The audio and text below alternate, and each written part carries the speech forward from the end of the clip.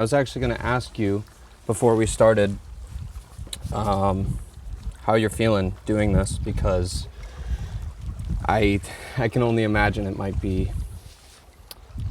create a little bit of anxiety for you. Yeah, actually, a little bit anxious, and I'm a little bit scared if any of this will somehow like turns bad for my parents and siblings and stuff. Yeah. So Yeah. I mean that's the reason why we're going to keep your identity and your face hidden. Of course. Obviously that's the most important thing. For me it was hearing you tell me about your experience. It was very it was something that I really can't relate to growing up in the United States, and I don't know, it made me think a lot, but mostly I really just wanted to hear more and learn more about your story. And I think we can talk I think we can talk about a lot of things, and we will, but I kind of just want to start as far back as you'd like. Just so you're Russian, right? Yeah, yeah. My story here, I'm gonna look a little bit. So Well, I can... even before this, right? Because I'm really curious. Like you said something that was interesting to me. You're like, yeah, like Russia's you said it's like a really poor country. Actually, living there, it's a very it's hard life. Yes. Of course, I'm making I'm simplifying it, but I just wanted to bring that up just because, like, what was it like growing up in Russia for you with your family? Do you have any things that really stick out to you from your childhood? Yeah, for sure. I didn't feel like I'm poor because when you live in Russia, like, the world is super different. It feels different. You get, for example, 600 euros a month, and compared to others, it's great. It's a good salary. You can buy groceries, some new clothes, you can buy a new phone maybe, you can save up a little bit. It's great. But when I first traveled from Russia, I was like 5 or 6. Yes, I was 6. I traveled to Turkey. Yeah, to Turkey with my parents. That was my first trip ever. And that was the first time I saw really rich people. The first time I saw great architecture. The first time I saw that people can sit and drink coffee during the day. They don't have those crazy responsibilities that we have in Russia, because in Russia we have a saying like, dude, you gotta work 100% for every single coin you earn. It's like all your salary, you gotta earn it day by day, minute by minute. You cannot like take a rest. You gotta work every single second. Yeah, and that's a little bit, in Turkey it was a little bit different. So I felt like, okay, there is a whole world apart from Russia, and I gotta discover it, explore it for myself. How old were you when you first traveled outside of Russia? 6, and yeah, I suppose I was 6, and I was young enough to understand the difference. I was young enough to get the impression, like a huge impression from this travel, and I think it was the start of me being apart from each other, because my friends, they don't travel. They've never been across the country. They've never been in Turkey, never been anywhere except Russia. Okay. And yeah, I was something different. I felt, okay, if there is some other countries, other rules, other people, I gotta explore it. That's what I did. I was traveling with my parents even more. When I was 11, we went to Greece.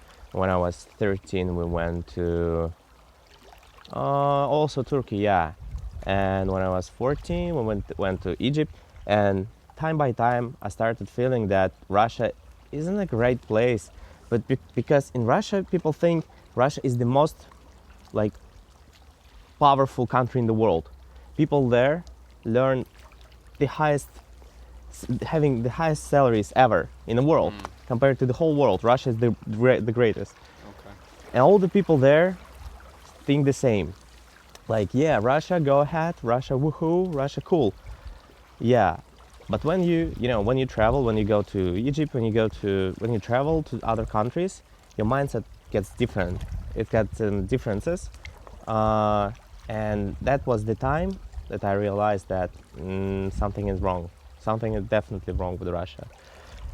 And I started digging up this whole thing, like why is it so bad in Russia and so good in Turkey? Why are people going to Egypt instead of, for example, Moscow? Because, well, what the fuck? Russia is better than Egypt, they say. Yeah. And I was starting digging up, and yeah, I wasn't actually surprised that the whole problem is our government, our president, because I was born, there was Putin, and now, like, I'm 22, and there is Putin, still president, the same, nothing's changed. And yeah, I felt that something is wrong, and now I understand after all this time searching, researching, doing some moves against this government. I find out that I don't know how to cure it, so I'm gonna fight it. Before the war, I was doing some rallies. I was participating in some how do you call it? Protests? Protests, yes. Well, I was curious about that. So it makes sense that it took you leaving your environment to sort of understand it a little bit more. Yeah. And then, living in Russia, what was sort of the first thing that got you to think more politically, or got you to think in this I guess sort of counterculture way, Okay. where you wanted to change things, right? At first you were saying you wanted to change things of course. within Russia. What sort of inspired that within you? I think first things first, when I was in Turkey, I was 6, and I saw people smiling always, all the time. People smiled, people are happy, people have people are living their lives. When I came back to Russia, I didn't see any of this. I thought, well, what the fuck? Why? Why is it so? Why people not happy in Russia and happy in Turkey? And that made me think, like, maybe Russia is gray, super depression. After, in Russia we have Khrushchevka, which like super gray, small building, maybe 5 floors, and it is like a tiny room. People live there. It's dirty. It looks ugly, and it's gray. It's always gray. You see, Russian streets are always gray, dirty. People just throw away their trash in the window, and it's like a Bratislava movie. You remember that moment when some Americans traveled to Europe and they ended up in Bratislava, and they were walking throughout those gray, dirty buildings. And I was like crazy. You got it? You got the?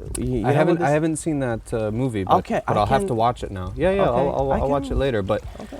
I can sort of picture it just because I haven't been to Russia, but being in the Balkans, even here in Montenegro, I feel like there's some of that Soviet Yeah. influence, or that that sort of architecture, that sort of communist bloc feeling of things, the sort of simple buildings, almost brutalist in architecture. So I know what you're talking about in that sense. Yeah, and then I assumed like maybe something wrong with the money people get. For example, my grandmother, she gets around $200 a month, and it's definitely not enough. And what kind of job is that? It's not a job. It's what do you get? Like a pension? Yeah, a this- okay, pension. Yeah, understood. it's called pension, and it is not enough even like for grocery, because she pays like 100 for utilities and fuck. And then So people like clean the snow in the wind. yeah, while it's shoveling the window, snow. and for this kind of things. So it's 100, and then another 100 for food, which is obviously not enough. So it's fucking Yeah. hard to be happy, you know, in this environment. Well, when you know that you get some money, and it's only like for 2 weeks, and what are you gonna do another 2 weeks? Of course, my parents were helping and helping currently, but still, why does government just don't give a fuck about their people that spend lives in factories? And that's made me think like, okay, is there like any country that can offer a good pension?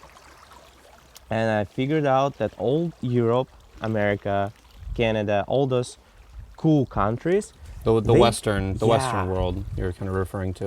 uh, it has those people, those elder people, they're having fun. They travel. They do everything they want. They live their lives, and I assumed like, okay, what do we need to reach that? I still have no idea what do we need to do, because everything you do will, you know, like you will be like there is a door and you just cannot open it. It's like it's locked. Yeah. It's fucking locked. And everything you do, you start something, then you try open the door to reach next level, but no, door is locked. Putin closed it. Putin closed the fucking door because you're not his sibling, you're not his friend, and why the fuck you want to be a good businessman? Because my father is a businessman. He knows everything about it, because before before he became uh, what is it called, let's put that deputy, A deputy? yeah, Like a legal, like working for the. for the government. Okay. Before he started working for the government, he did not earn enough money for our family. It was not enough. And once he, you know, become one of them, unlocked the door, the door. and they unlocked the door, so he's now have a huge business in Can Russia. Can you share with me maybe the difference in salary if you're working with the government? Oh. Is it a much bigger difference? For example, my father, he had around what was it, like 600? No, it's $800 a month. And then after getting a job in government, we could afford like anything. We could go. He bought a new car, started building a house. What else? We went to Turkey. We went to Egypt. Okay. Since that time, and yeah, it's actually a lot, because no one in Russia from my surroundings, all the people that surrounded me, they couldn't afford any of this. And it's just like that. Maybe it's not about salary, but it's about possibilities. It's about the open door. Now you can reach a new level. Your business can reach new level. Because you're connected with the right people Yes. that can make things work for you. And Versus if you're on the outside, people sort of shut what you're trying to do down. Is They that what you're allow- saying? Yes, Okay. they allow you to make money, but you have to give a little bit for them. You know, it's like not a bribe, but it's like a gift. It's like a bribe. Kind of. It's like, you allow me to do my business, here's your percent, and that's it. So it's basically like working with the mafia. Uh, A little bit. Yeah, I would say so, because I think, like, in my honest opinion, Putin is a fucking dictator, and moreover, he's a leader of this mafia. And I think it's like, yeah, it works like mafia. Okay. Because all these people, they are, we have this we have this really hard time in the history of our country. When the Soviet Union exploded, we had to like become a country from nothing, because we didn't have shit, no food, nothing, like no stuff to wear. There was nothing on in stores, and that was really hard. That was the time when Putin has become a mayor of St. Petersburg, and he just, captured the whole, how do I say that, power.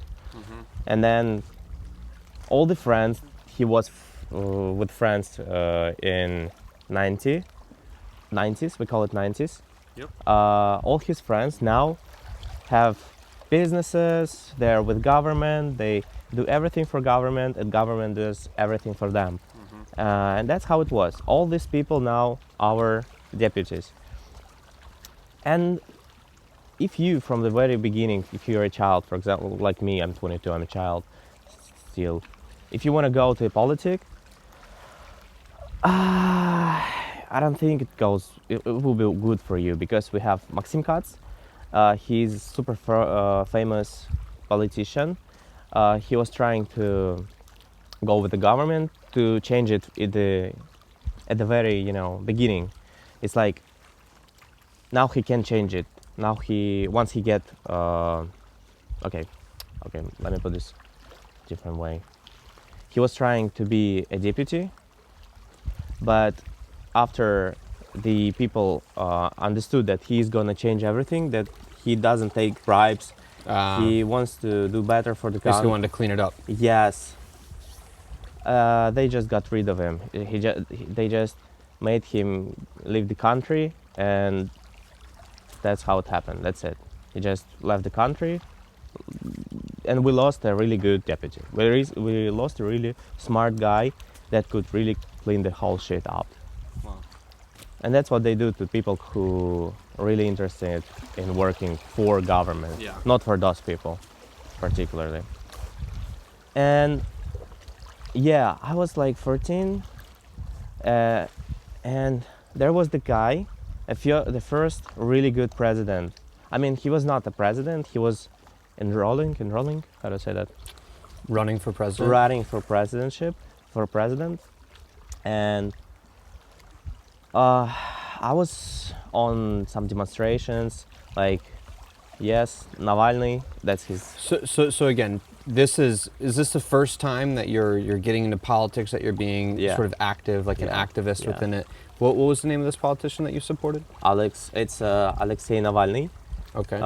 In Russian sounds like Alexei Navalny. Okay. And he was, you might, yeah, I think you know that guy, because he was super famous in the White House, and Trump knows him, and I think, yeah, he was there.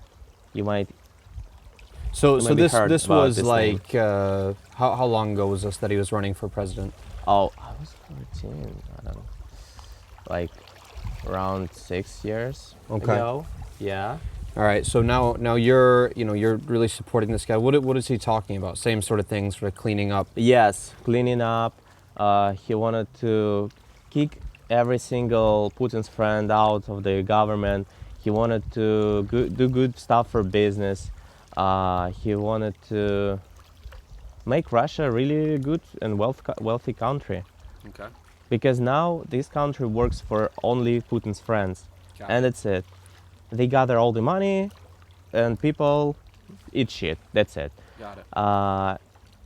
But that guy, Alexei, he wanted to change it. He wanted to do this, like the way that government works for people, for all the people, gives some liberal social benefits for them, and to support some, people who cannot make more money.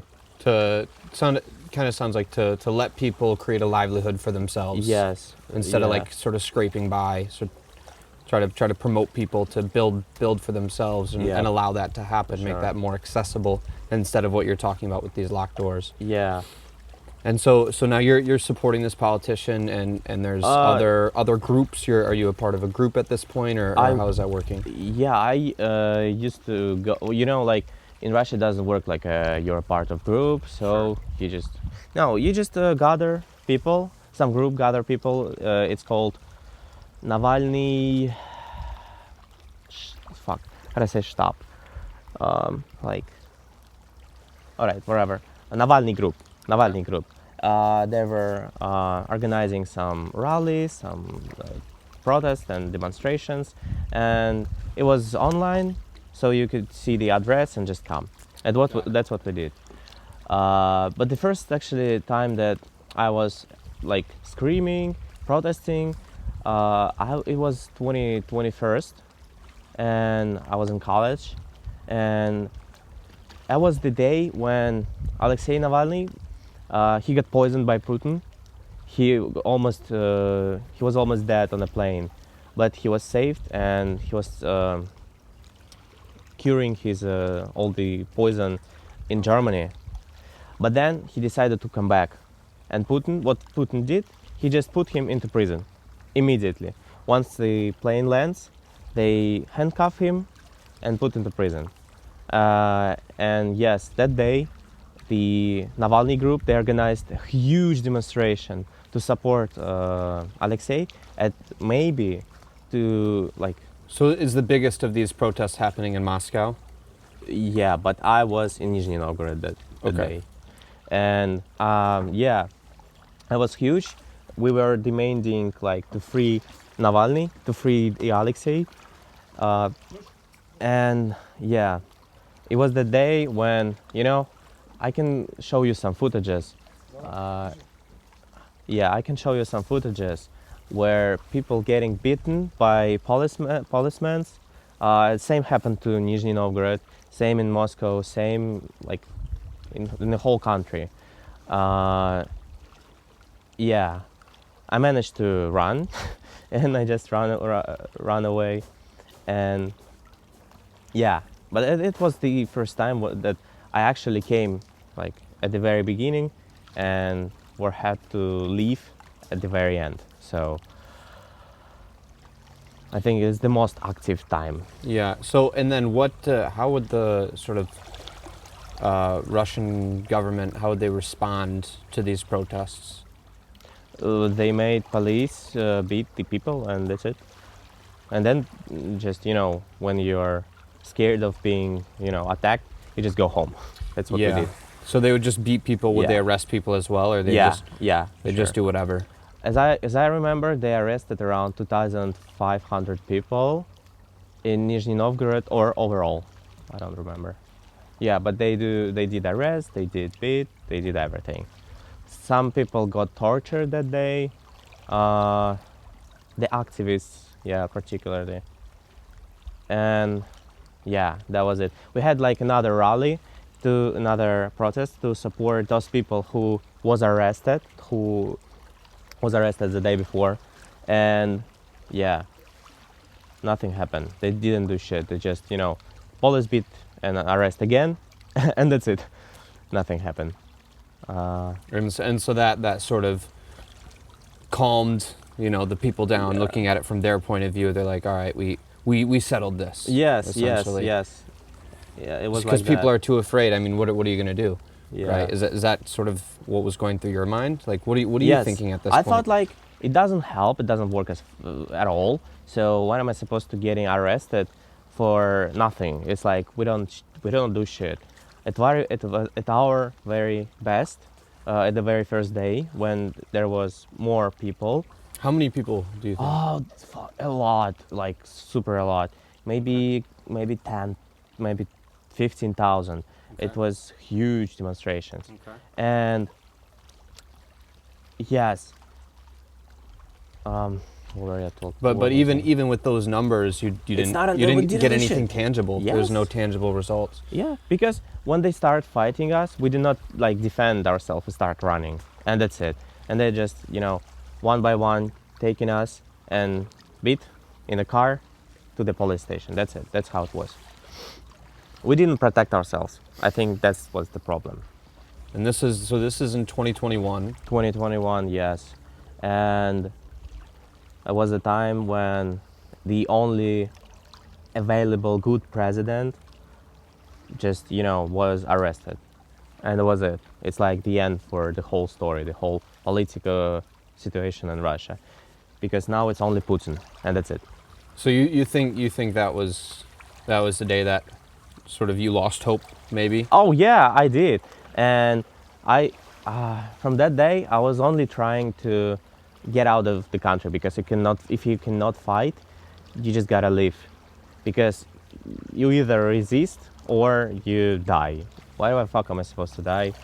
If I cannot resist it, I know my powers. I just leave, and Okay. that is what I did. And That is what I did. where did you go? In a year, When the war started, then there was mobilization. So I had to serve the army. I was like, nah. And I took my stuff and took a train to Samara, which is on the border with Kazakhstan. Okay. And there was like 31 kilometers. Yeah, there was like a 31 kilometers lane from made of cars. It's like, how do I say that? Like traffic. Traffic. Yeah, Like it was backed up for. yeah, for fucking 31 kilometer only car. So you cannot go by car. You can only walk, and that's what I did. Like for 8 hours straight, me and a couple of different people I met.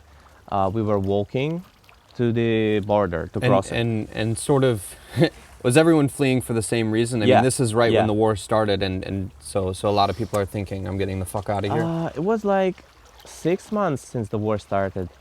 It was mostly about mobilization. Men do not want to fight for this country, and Yeah. that's why they left. And they were leaving, yeah. And I was there. I was one of them. Is that technically a crime? Like, are you like evading? Is that some sort of like evading like your responsibility or something? Like, On the paper, no, it's not. Okay. It's like, so they If wouldn't you- they in a wouldn't stop country, people. They would you let go. people. They would let people go. Like Yeah, Russia was yeah. like, yeah, fine, leave. yes, Go wherever that's you what they want. did. Yeah. They let all the activists, all the people that are against the government, they let them live. Okay. And that's it. That's what they did. And yeah, we left, and I left. It was like super hard. I almost like lost my mind because how do I say, like went unconscious because it was super hot. I was wearing this very jacket. It's super hot. Like a big And- winter coat. Yes. That's a winter coat. You know. Yeah. A huge, like the big. You're walking 30 kilometers. You've got all I your have, shit with like, you. Yes, and it was super huge amount of stuff, like a laptop or some chargers. And at this point, did you know like how long did you think you'd be gone for? You're like, I just got to get out of here until I can come back, sort of thing, and that might be whenever. What were you sort of preparing for?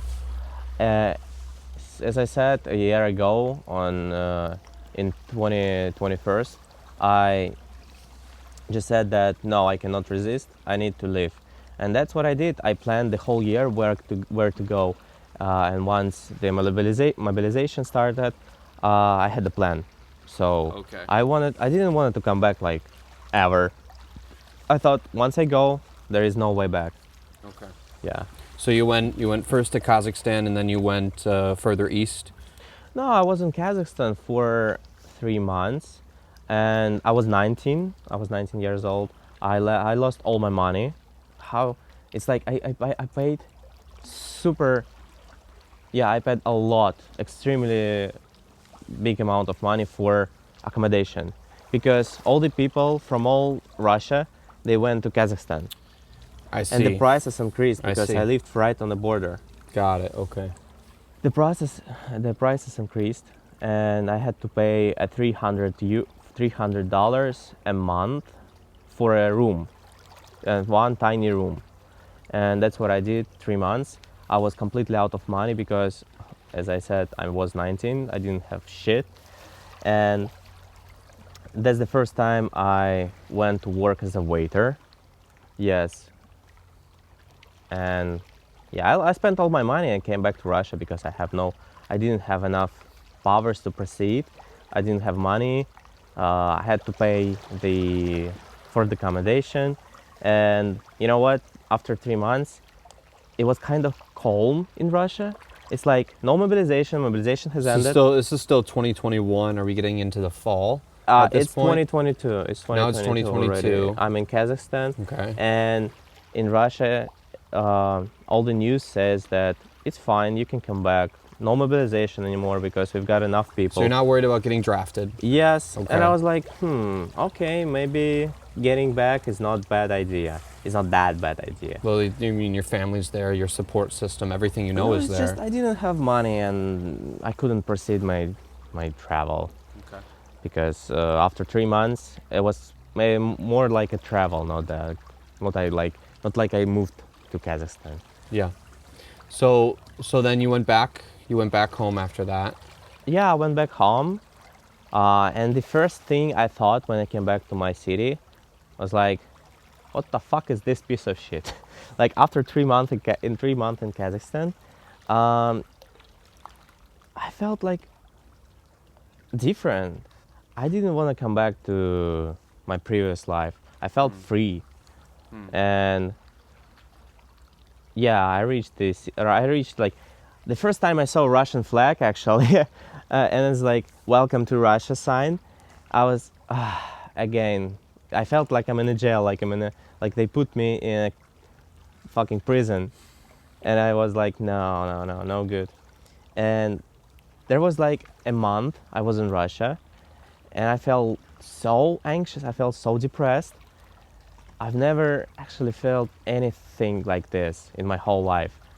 It was super hard, and yeah, I knew I had to leave, but I didn't have money. I didn't have a plan. I didn't have anything.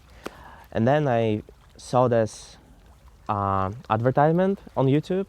Like the guy invites people to work in Korea, like as an English tutor. I was like, okay, I might want to try to be a tutor here in Russia, work for a Russian company, and then maybe there is a chance I can go to Korea. That's what I did. I applied my CV for a job, English tutor for children, like it was a kindergarten or something. And yes, I worked there for 6 months. Yes, I had $400 a month salary, and I made some savings, and using them, I went to Korea, applied for a job there, and worked as an English teacher, also in kindergarten, for 2 months. Then I got fired. I was not that qualified as they wanted me to be, so yeah, I had to leave. And at that time, I felt like so free when I was in Korea. I felt so free because you know what? I didn't feel this. I didn't have this depression. Didn't have this feeling that I'm, you know, in a cage. It's like I felt amazing, and but I was posting some, you know, I could have donated some money to Ukraine. I was doing some posts. I was reposting some Ukrainian politicians about Russian and Ukrainian war. I was supporting Ukraine on like on socials. Yeah, and now what was your aim exactly with that being anti-Russian or pro-Ukraine on social media? What was the sort of goal? Was it to reach other people in Russia to try to get them to see like, hey guys, like the people that you were talking about that have never left Russia, like there's the world is a little bit bigger than what we're told, and just trying to give more knowledge. What was your approach? What were you? That was the exact approach. That was the exact purpose of me doing that. I was showing them that it's okay if you're against the government. It's fine.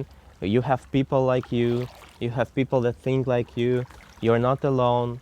Please keep doing what you do. Please be against the government because this government sucks. And here's why.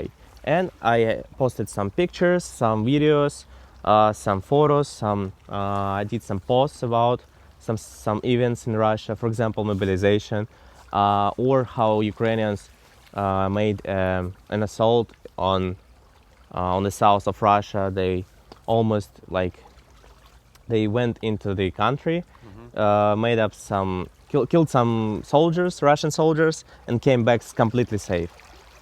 And that was like amazing. And I was like, dude, we gotta support them. If they're in Russia, we need people to fight with them, not against them.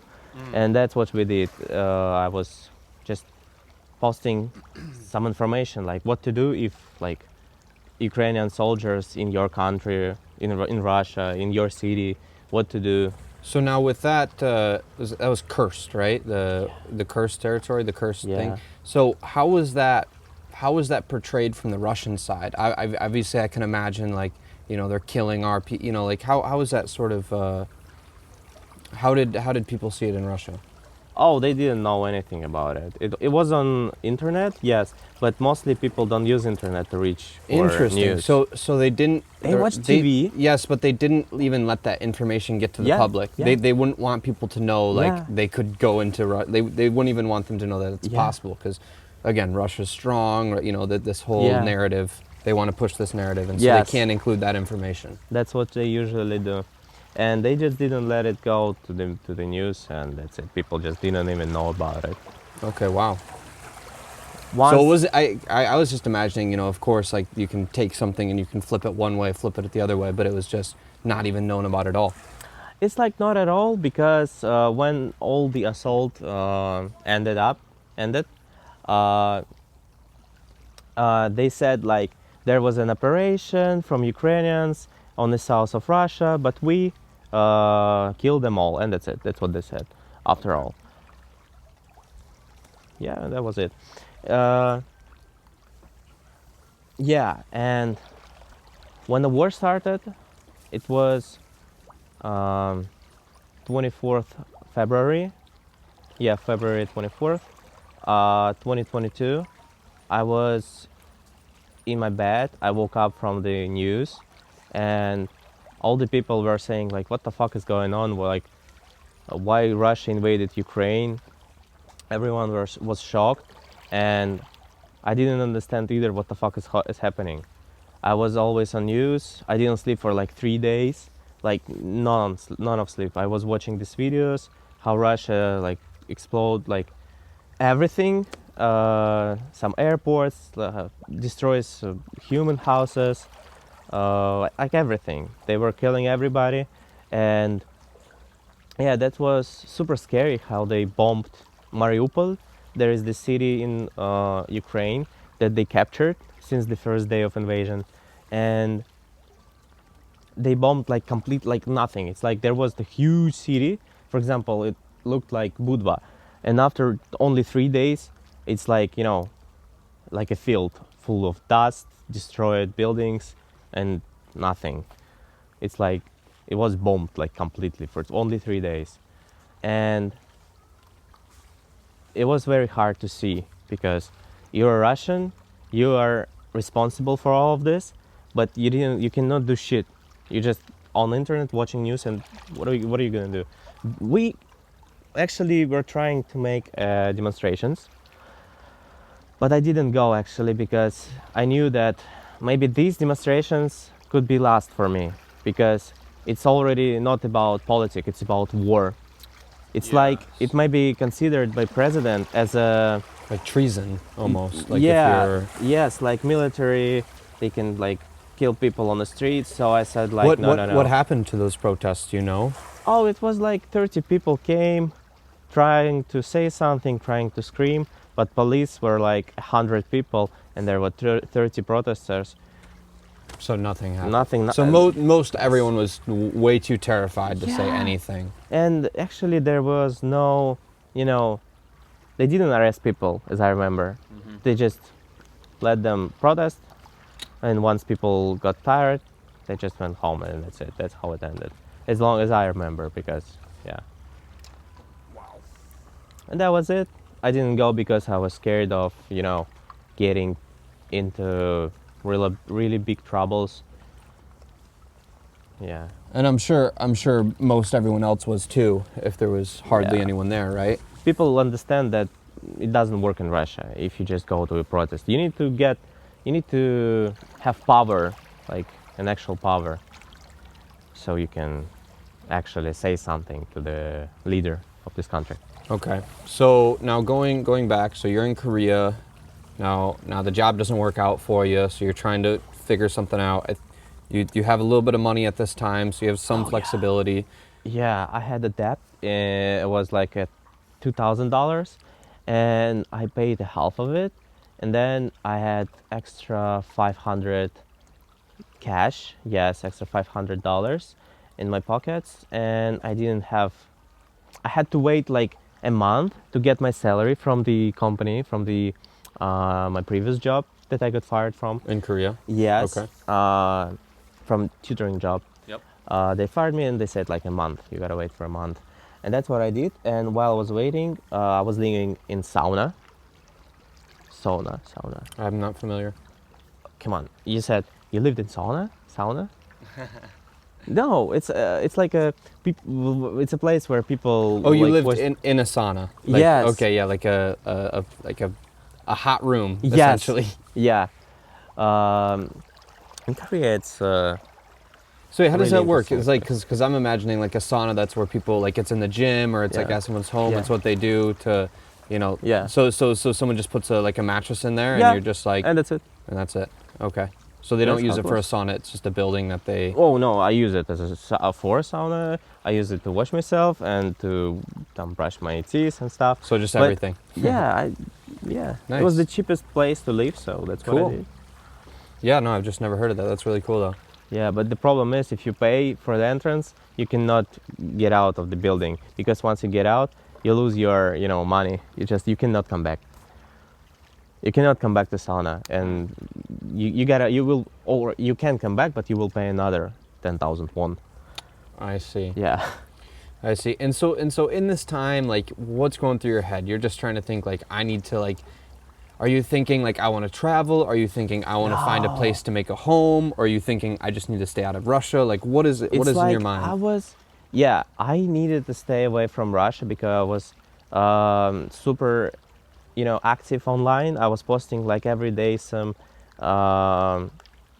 posts against Russian government. So that's why I thought like, no way back, only forward. And I needed money. I was super hungry because $500 in Korea it's like nothing. It's enough for like maybe 2 weeks, even if you're saving. So yeah, so I had to find a job.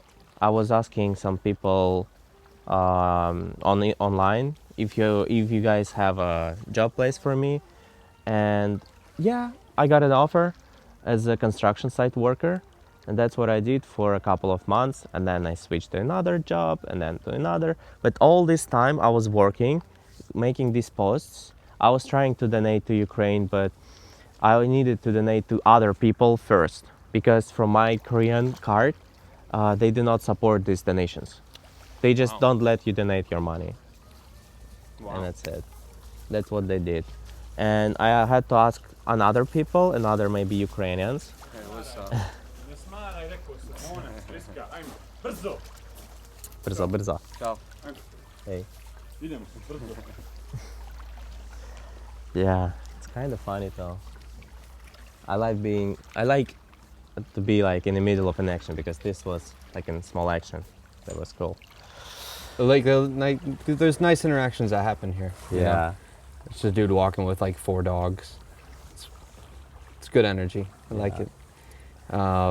Oh yeah, and I was keep doing all this shit online, and I think it really works. I think people really start to believe that maybe there is something wrong with the Russian government. Maybe they're saying not like completely truth online or on TV. This is what you think people are thinking in Yes, Russia? and actually it does work like that because my friends, they were like, at the beginning they were like anti-Russians, and then after some time they were watching TV, some news and stuff, they changed their mind and became pro-Russians. But I was posting my videos, I was posting my stories, I was posting like everything, and some of people are just like, maybe there is actually something wrong with Russia, and they start thinking like, what the fuck, why is it so? Okay, this war happened, why? And no one could understand why. There was no explanation for this question, and I was like, maybe because of this, maybe because Russia just wanted to like eat another country and make it Russia, so to extend territory, and that's it. That was all the purpose. And those my friends, they started thinking like, it actually makes sense. And yeah, that's why now they are not like 100% pro-Russians. They're confused, I think. So you're saying you think you've had a direct impact Yeah. on your friend's belief because in the information sphere that exists within Russia, it turned, it's convincing. Yes. Would you say that the information within Russia is convincing? Yes, it is convincing. From Russian part, it's like the propaganda works perfectly, perfectly. But if you're not 100% sure, would you go and die for what? If you're not sure that like Russia does everything for the best, it's like Russia is a good side. Being Russian and being a Russian soldier is a good something good. But once you think like maybe Russians do not do everything for, it's not kind things, it's not good things, maybe it's something bad. Maybe we came like to steal somebody's territory, to steal somebody's food, somebody's items and stuff. And then you start thinking like if you're not a good person, if you came there to steal, then maybe it's not a good activity for you. And you start thinking maybe I have to quit the being soldier. Maybe I gotta come back to Russia and do something else. Okay. I think that impact I was trying to. Even just to instill doubt, right? Yes, yes. Because it seems like that's what you're saying. Like, I mean, to lay down your life for a cause, whatever Yeah. cause that might be, that's one of the greatest things you can do, and you have to be, very motivated. Yep. And if you have a little bit of doubt, maybe that might Yes, put a crack change- in that motivation. yes. So that's exactly what I was saying. Thank you for understanding Yeah, the whole that's picture. yeah, that's cool, man. And so, I guess again, so sort of going with your story here. So now, you had to stay in a sauna for some time. If I remember correctly, you were traveling around Southeast Asia a little Yep. bit. Is that what happened after Korea? It's happened after Korea, but I was in Korea for a year and a half. It's like a year and 9 months, I'd say. Okay. And yeah, I was just I lived in sauna. Then I found another job on the construction site. They provided me some flat, and that was good. I enjoyed it. I really liked it, and they paid well. So I made up some savings. I was working in Korea for almost 2 years, so I had a lot of money Okay, good. before I went to Vietnam. And at some point in Korea, maybe it was a year. Yeah, I spent a year in Korea, and I was like, no bad news from Russia, from Russian side. No mobilization, no closed borders, nothing. It's just, quite peaceful place to live. And I was like, maybe I need to think, maybe coming back to Russia to meet my parents, is not a bad idea. Maybe it's gonna be fine for me. Well, now how did they feel about all of this, all of what you're doing at the time? I didn't know that. They didn't know. My well, parents did not know anything like about protesting, about my socials and my activity on social media. Okay, They but didn't know now, okay, so you kind of kept that separate from Yeah. them because it sounded like they're more pro establishment, pro Yeah, Russian, it's what I do, and that's what I think. and you why didn't do I want have to that include to them? understood. Now, as far as your travels and just being separate from your family, how did they take that? You being in Korea for a year and a half, is this something they understood because it was for work? Oh yeah, they at the very beginning when I showed them that I can be an actual teacher, and they were proud. They were like, okay, you can go there, do your thing, and be happy. But then when I got fired, they were like, dude, you gotta come back. If it doesn't work for you, just come back to Russia. And all this year they would just keep saying all this, like come back, it's fine, everything is safe. As I said, propaganda works perfectly in Russia. And my parents were sure, and they made me sure that like, okay, maybe maybe it's fine for me to travel there for like a couple of weeks. I think it's okay. And I was thinking about it for maybe half of a year, maybe for 7, maybe till the very end, my being in Korea. I was like, okay, maybe I gotta go to Russia to meet my parents. And then after what, like a year and a half that I stayed in Korea, I found out that I can go to Greece and get like go to courses, learn some Greek, get the certificate, Like, go to and university there. and go to university. Yes, it's free. Like they provide everything, dormitory, food, everything, and it's super cheap. I under my estimations, it was around 10,000 euro for a year, and I was like, wow, okay, that is good, and I think I gotta go there. And as I said, I worked in Korea. I made up some savings. And it was a lot. It was like around 12 up to $13,000. I was like, okay, it's good. It's enough for going to study to Greece, and it's enough for me to travel, for example, Vietnam. And that's what I did. I traveled to Vietnam, spent there like $1,000, just chilling, eating some seafood, drinking smoothie, and driving some motorcycle throughout the country. That was perfect. Actually, that was perfect. Amazing, wonderful experience. Yeah, and then I had to come back to Russia. I bought a ticket because you know what? If you want to go to Greece, you gotta prepare some documents, and you cannot do it like if you're not a resident of a country that you live in. For example, I lived in Korea. I didn't have a residentship. I was like a tourist there. You didn't have a work visa with Yeah, the company you worked for? I did not. It was just under the table? Yeah. Well, so it's a long tourist visa then? You were there for a year and a half? It's like it's called G1. It's like you're a tourist, but also you're applying for a visa, but you don't have a visa yet, so you have like an ID card of you being applier for a visa. It's like Okay. you're on a wait That's list. cool. So they give you time, so you're able to Yeah. stay there for a year and a Yeah. half with no Yeah, issues. I live there legally, completely legally. Cool. But I didn't have visa. I was like a tourist, and yeah. So I had to come back. So I had to come back to Russia to get whole package of documents to go to Greece, and I was like, okay, I'll go to Russia. So now so you're in Korea for a year and a half. You went to Vietnam for a couple months. What was that?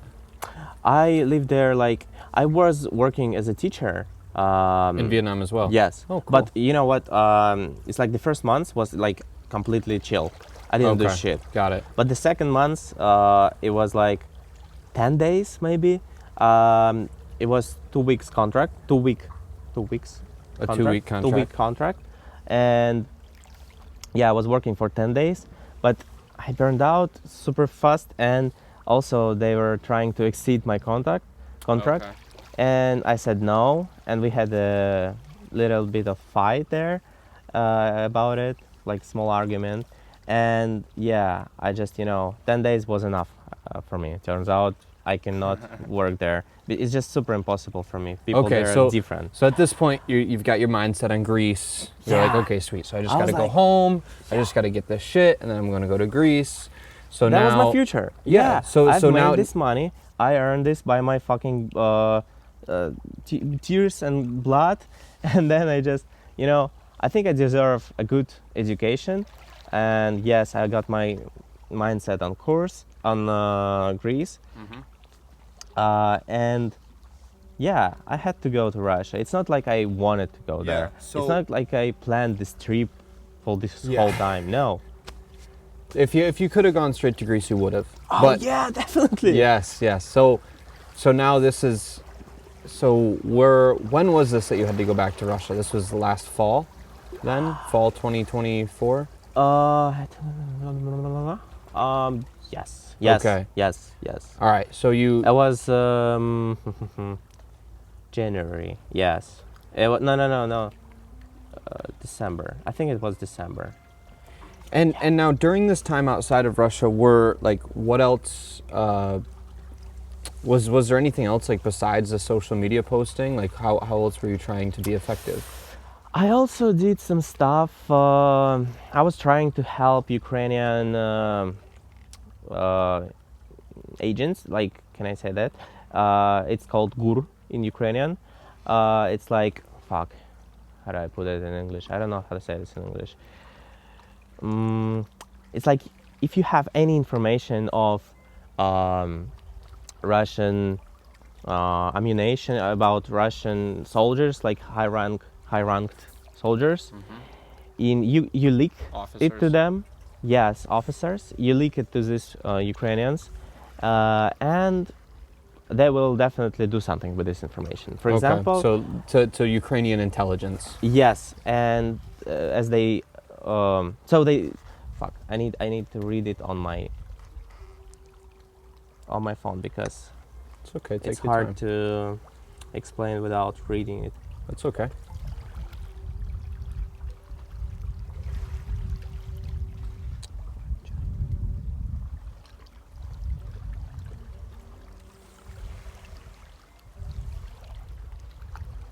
Oh yeah. So, Atesh, a partisan movement. Yes, a partisan movement with Ukrainian, yeah, affiliated with Ukrainian intelligence. So, I was trying to reach for the information that can support those Ukrainians to destroy Russian positions. And I had a couple of friends who was currently in army.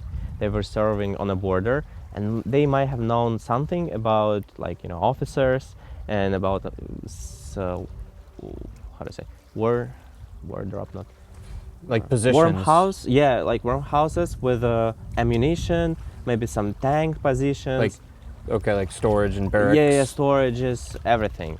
And I offered them around $3,000 for really good information for, like, position of tanks, for maybe position of some helicopters and stuff, because they were an army. They knew everything about it. But unfortunately, they did not accept Yeah. the money because Why do you think they didn't? they have huge salaries. They don't need those money. So, and also the fucking risk. It's just like. yeah, the fucking risk, because in Russian army you can get how to say that, not tortured, like killed for Treason, because that would be treason. considered treason. If you're giving away military information to the Yes, opposing yes. side, that's treason. yes, For sure. So you'd be charged with treason and just killed. killed. Yeah, Yeah. even before the trial, Got it. Yeah. No Yeah. no trial. No just, trial, just just dead. completely, yeah. And it's actually pretty popular in Russia even now. So So that wasn't successful. that but- was not successful. I decided to give this money, like to donate this money, to $3,000, to donate it to one of my favorite groups, assaulting group, third. Let me recall. It's Azov battalion. Yes. Okay. And I wanted to donate my money to them, but as I said, my bank account, they just do not approve the transaction.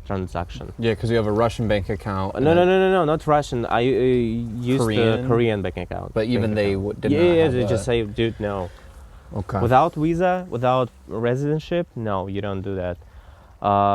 Maybe it was like for my protection, so like until I get my residency, because I was not resident in Korea, they have to show my financial information to Russia.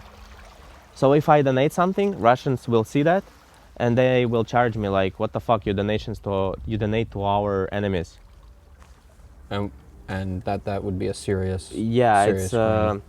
government Treason. what's treason. Yes, government treason. The fuck, let me read it.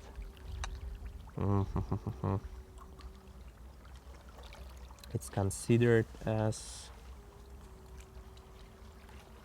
Oh yeah, I was charged by under Article 20.3 Part 1, but I could be charged by Article 275. It's literally government treason. So yeah, It's- let's just let's just line everything up here. So now we were just talking about your time outside of Russia. Now you have to go back to Russia to get the papers. Yeah. So you land in Russia. Yeah. What happens? What happened? Like the day landed, it was like something super crazy because once I was next to the passport check, they were looking at my passport, and it was new because I lost my passport in Korea and had to make another one in consul. I asked consul to make another one. He did me another one, and that was super new. So when they checked my passport, they only saw how I came back from Korea, when I where I was after Korea. So they only had those two dates, but there was nothing about when I left Russia. And they asked me like, when did you leave Russia? And I was like, I don't remember. Maybe you can check it on in my passport. But then I realized that I don't have this thing, and I was like, oh fuck, I gotta check on my phone.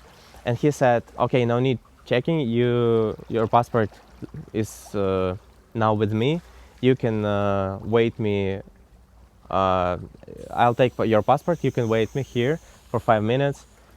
Just stay here. And I was like, okay, something new happening. And yes, that's how they started to. They were calling me to some rooms, Yep. where there were. Like, let me read it. It's like really hard to speak in English. It's all good, bro. You're doing great. Oh yeah, it's December 29th, 28th. I arrived at Moscow's Sheremetyevo International Airport, and during passport control, my passport was confiscated, and I was taken to interrogation room. It's called interrogation room. Yep. And there was a security guy, the first security guy. He was pretty, he was kind. He didn't ask a lot about my trip. He asked me like, what do you think about Ukraine? Have you even been there? Have you ever been there? Do you think like Russians are occupants and they just captured Ukraine like for fun? And I was like, I was so scared, so I was just like, no, Russia good, Putin very good, very nice. And then he was like, okay, let me check your phone. And I did my posts, all my social activities was on my phone. And I was like, okay, this is not good. And I said like, okay, you can have my phone, because I knew that would happen. I knew that they will ask for my.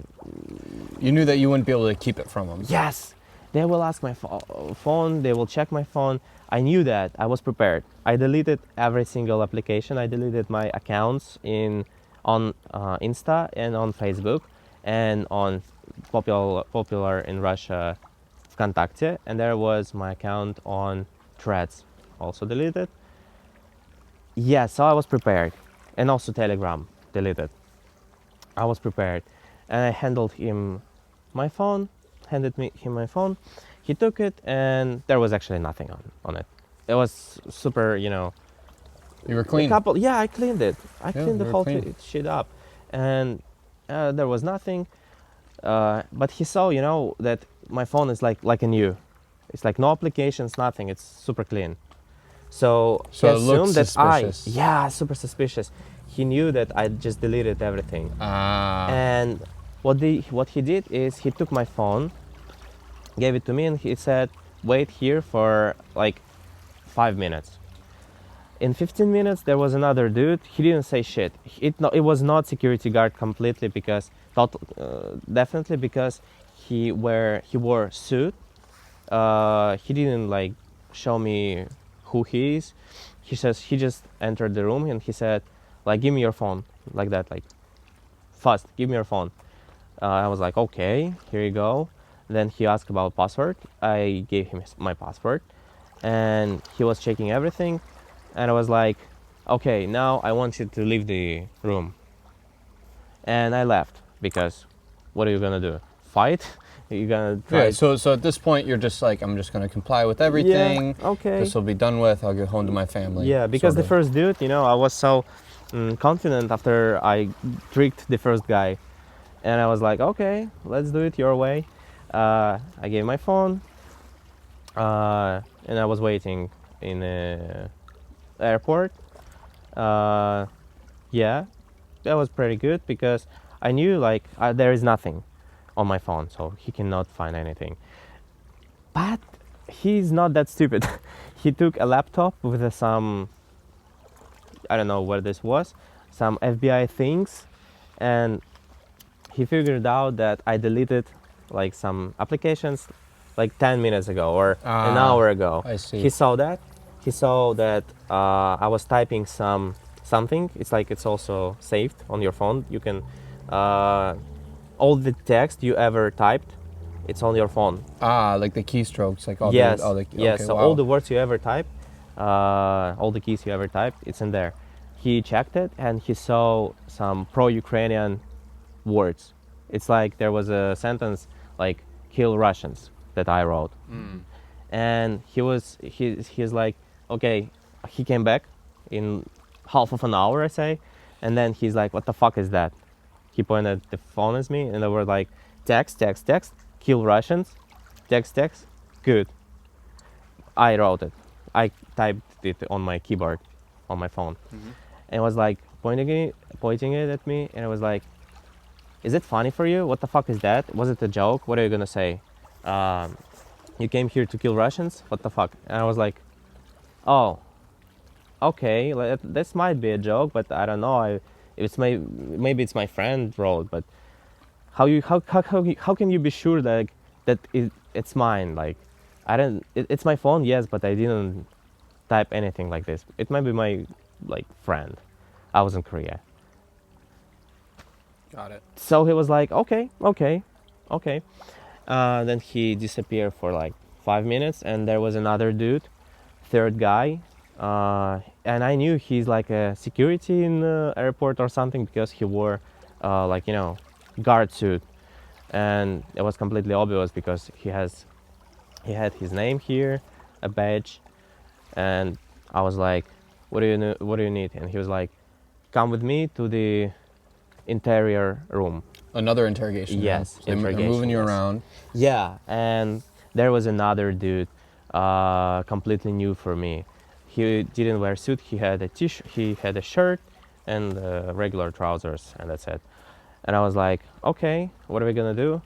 He brought my phone, made me write Unlock the it? password, unlock it, and he was searching through my photos. He checked all my, some intimate photos with photos with my girlfriend and videos. He checked everything. He checked deleted videos. He checked archive videos on iPhone. Yeah, because I had iPhone, and he checked all this. I just he need me because Face ID, so he just did this. So to unlock the archives and deleted photos. And then he said, why did you delete Telegram, the main messenger for like people who is against Russia? Because it's like it's hard to get the keys to unlock some personal information.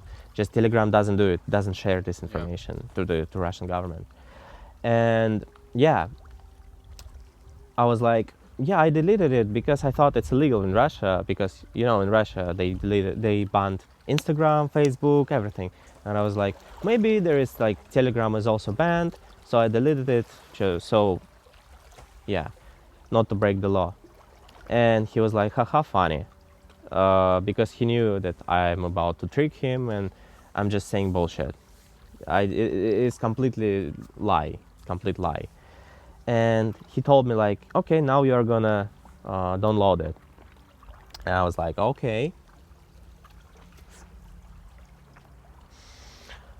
I downloaded, and this application requires a phone number, which I didn't have. I threw this away before I come to Russia. And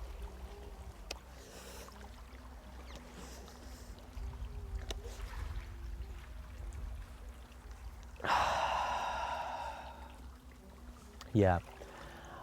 And it was impossible for them to reach for any information on Telegram, because if you don't have phone number, that's it. You don't have my information. Yeah. And they couldn't restore, no, not restore, Access your account. get access. And they're like, they were asking about my, what do I think about war, what do I think about Putin, why did I type this or kill Russians, and what the fuck does it even mean? And I explained that maybe it was a joke, maybe we're just, I don't know. I couldn't explain it properly, and he was like, maybe okay. He assumed it was a joke, like for real, and it was like, okay, seemed like a regular dude, like a normal person, and A good Russian. a good Russian, yeah, the proper Russian. And he was like, okay, you can go, and they took my fingerprints, did a couple of pictures like this. So they booked And you almost, yes. like they, okay. Yeah, and like this liquid thing. They got your liquid DNA? test, DNA test, yes, DNA things. Saliva test. Yeah, and that's it. They let me go, but actually, it's hard to explain because I'm missing the really important stuff. Yeah, it's a lot of weird words, Yeah. obscure words. However, they found four videos. Oh yeah, they also found not videos. It's incorrect. It's WhatsApp. Yeah, I didn't delete WhatsApp, and in WhatsApp chat they found like glory to Ukraine. I typed it. I texted to my mother like glory to Ukraine, and they found it, and I was like, what the fuck is that? And I just said, dude, I'm like 20. I just did it to provoke my mother to say some bullshit. We were arguing, that's it. Oh, I see. And yes, they also I think they were torturing a guy there in the next room, because it was quite deep into the building, so it's like And this is like still a in the basement, airport, right? It's still like a basement of airport. And yeah, and all those screams that were coming from that one room with the guy, I think he was being tortured, or maybe he just screamed because he freaked out, or I don't know why. It was like a scream of pain, I was like, what the fuck is going on? And there was that dude. He was screaming at him. I know why, because after he stopped saying something, there was like scream of a dude. Wow. It's like there was the question, and then silence, and the dude screaming, and then question again, silence, scream, and dude asks again. In I the room heard next it. to you. It was pretty close. It's like not like next to me, but maybe it's like in a couple of rooms, like apart. Yeah. Yeah. Yeah, I understand.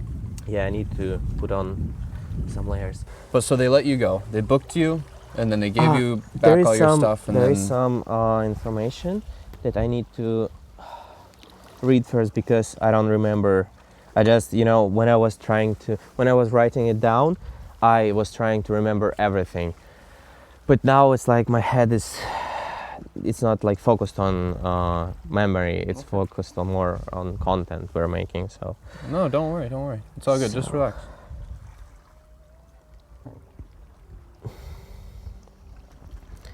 oh yeah, there was, yes.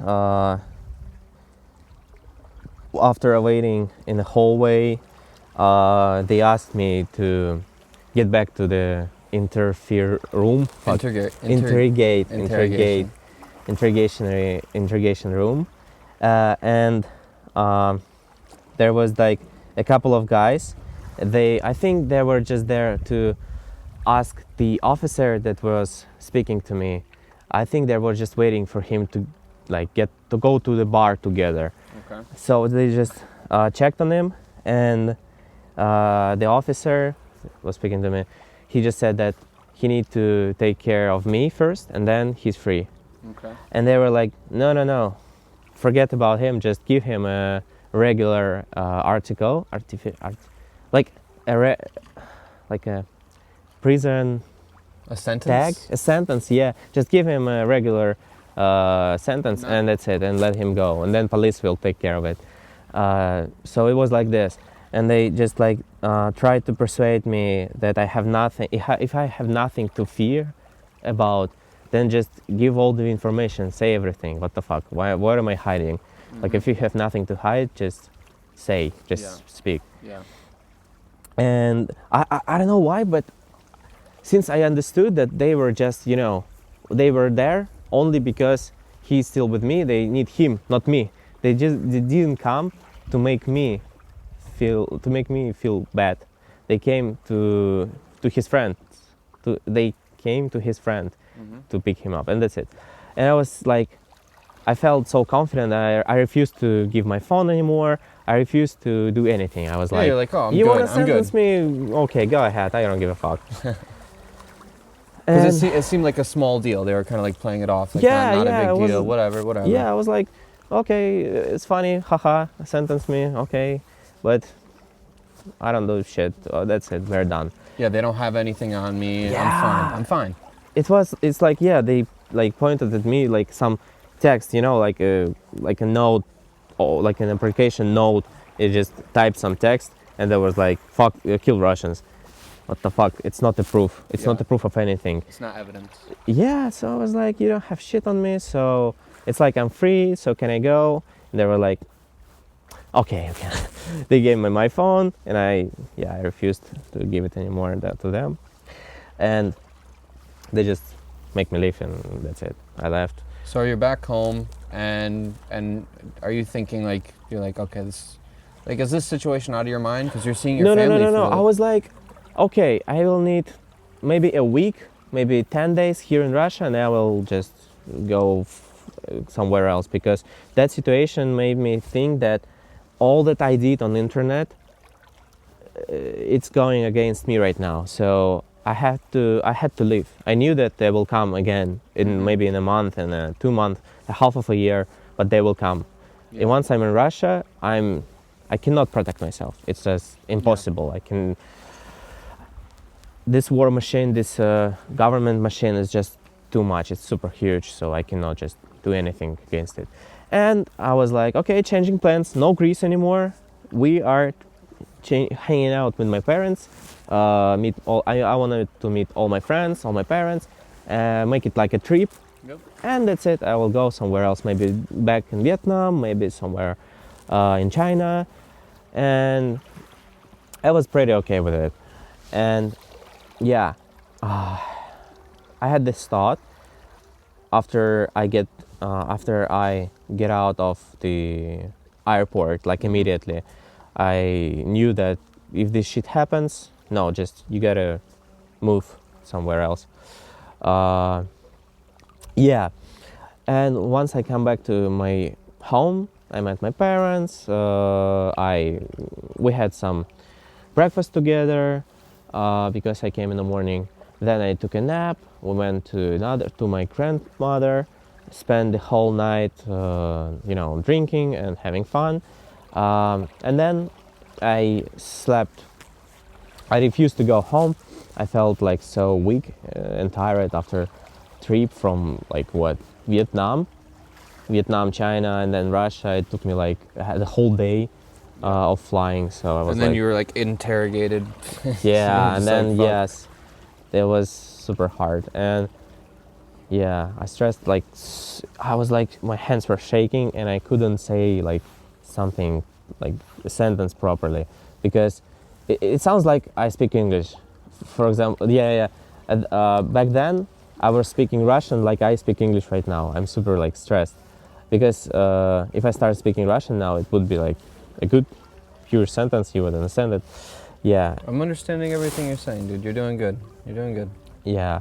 So I was speaking like I'm like 10 years old, and yeah, I was so super scared. So you just wanted to rest? I wanted to leave the country immediately after this situation, but I still if I'm already here, maybe I would better go to meet my parents, then meet my friends. We hang out together, and in a week or 2 weeks I will leave. Yeah. So I had this thought like everything that might happen already happened. So yeah. And after this hangout with my family members, I refused to go home. I wanted to sleep at my grandparents' house, and that's what I did. And I woke up at 10, go to where go to shower, do my basic stuff, morning routine, and during breakfast I hear my granddad. He's saying like, "Hey, Wall, there are your friends. Here is your friends. Come over." And I was like, "Friends?" And I gotta say that friends don't know that I'm back. I don't say shit to no one except my family members, and that's it. And I was like, "Friends? What? How do they know?" And yeah, I went from a kitchen to the hall, to the hall, and I saw those guys, and it was definitely not my friends. They were wearing masks, like ski masks, so I could only see their eyes. They were one guy was wearing this how do I say that, like a bag here, small bag, and there was a picture like of like like a skull with a crack, a knife, and like some blood on this picture. And I was like, okay, those guys are from army, definitely. I saw that a lot in army, on our army videos. So yeah, and yeah, it was super unexpected meeting. I started like hands are yep, hands are shaking like crazy, and my voice shaking. I cannot say anything. I freaked out like completely. Yeah, it's like I was pale. I was like a ghost, and yeah, something like this. And they were asking me, okay, sign this, give me some papers. I signed everything. It was like they wanted to see if my like they came in case if I just came back from the border. I just came back from Korea, from Vietnam. I haven't been at my home for 2 years, and they just wanted to check on if I have something terroristic, like bombs or guns, if I keep some drugs in my property, and they came there. So yes, and they were seeking for it, like They're like searching through. yes, my house, my grandparents' house. And then they found my phone, and it was like, whose phone is this? And I said, mine. Okay, unlock it. We're gonna look what you got there. I didn't download anything. I didn't post anything in Russia.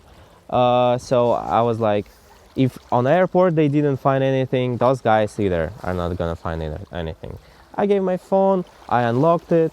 I gave them the password. And yeah, matter of fact, the SIM card I was talking about, why they didn't get access in airport. They didn't have a SIM card because I just came to Russia. I didn't have Russian SIM card. And then I went to before I went to my family party and spent the whole night like with my family. Before I opened a SIM card account. I see. And I bought a number that I had before I leave, and I put it on my Telegram so I can use it. I see. And then I realized that when I gave them my phone, there is a Telegram, and then they now can see all my personal information about Ukrainians, about my opinion about war. They had everything on me at that moment, and I was like, okay, that's fucked up.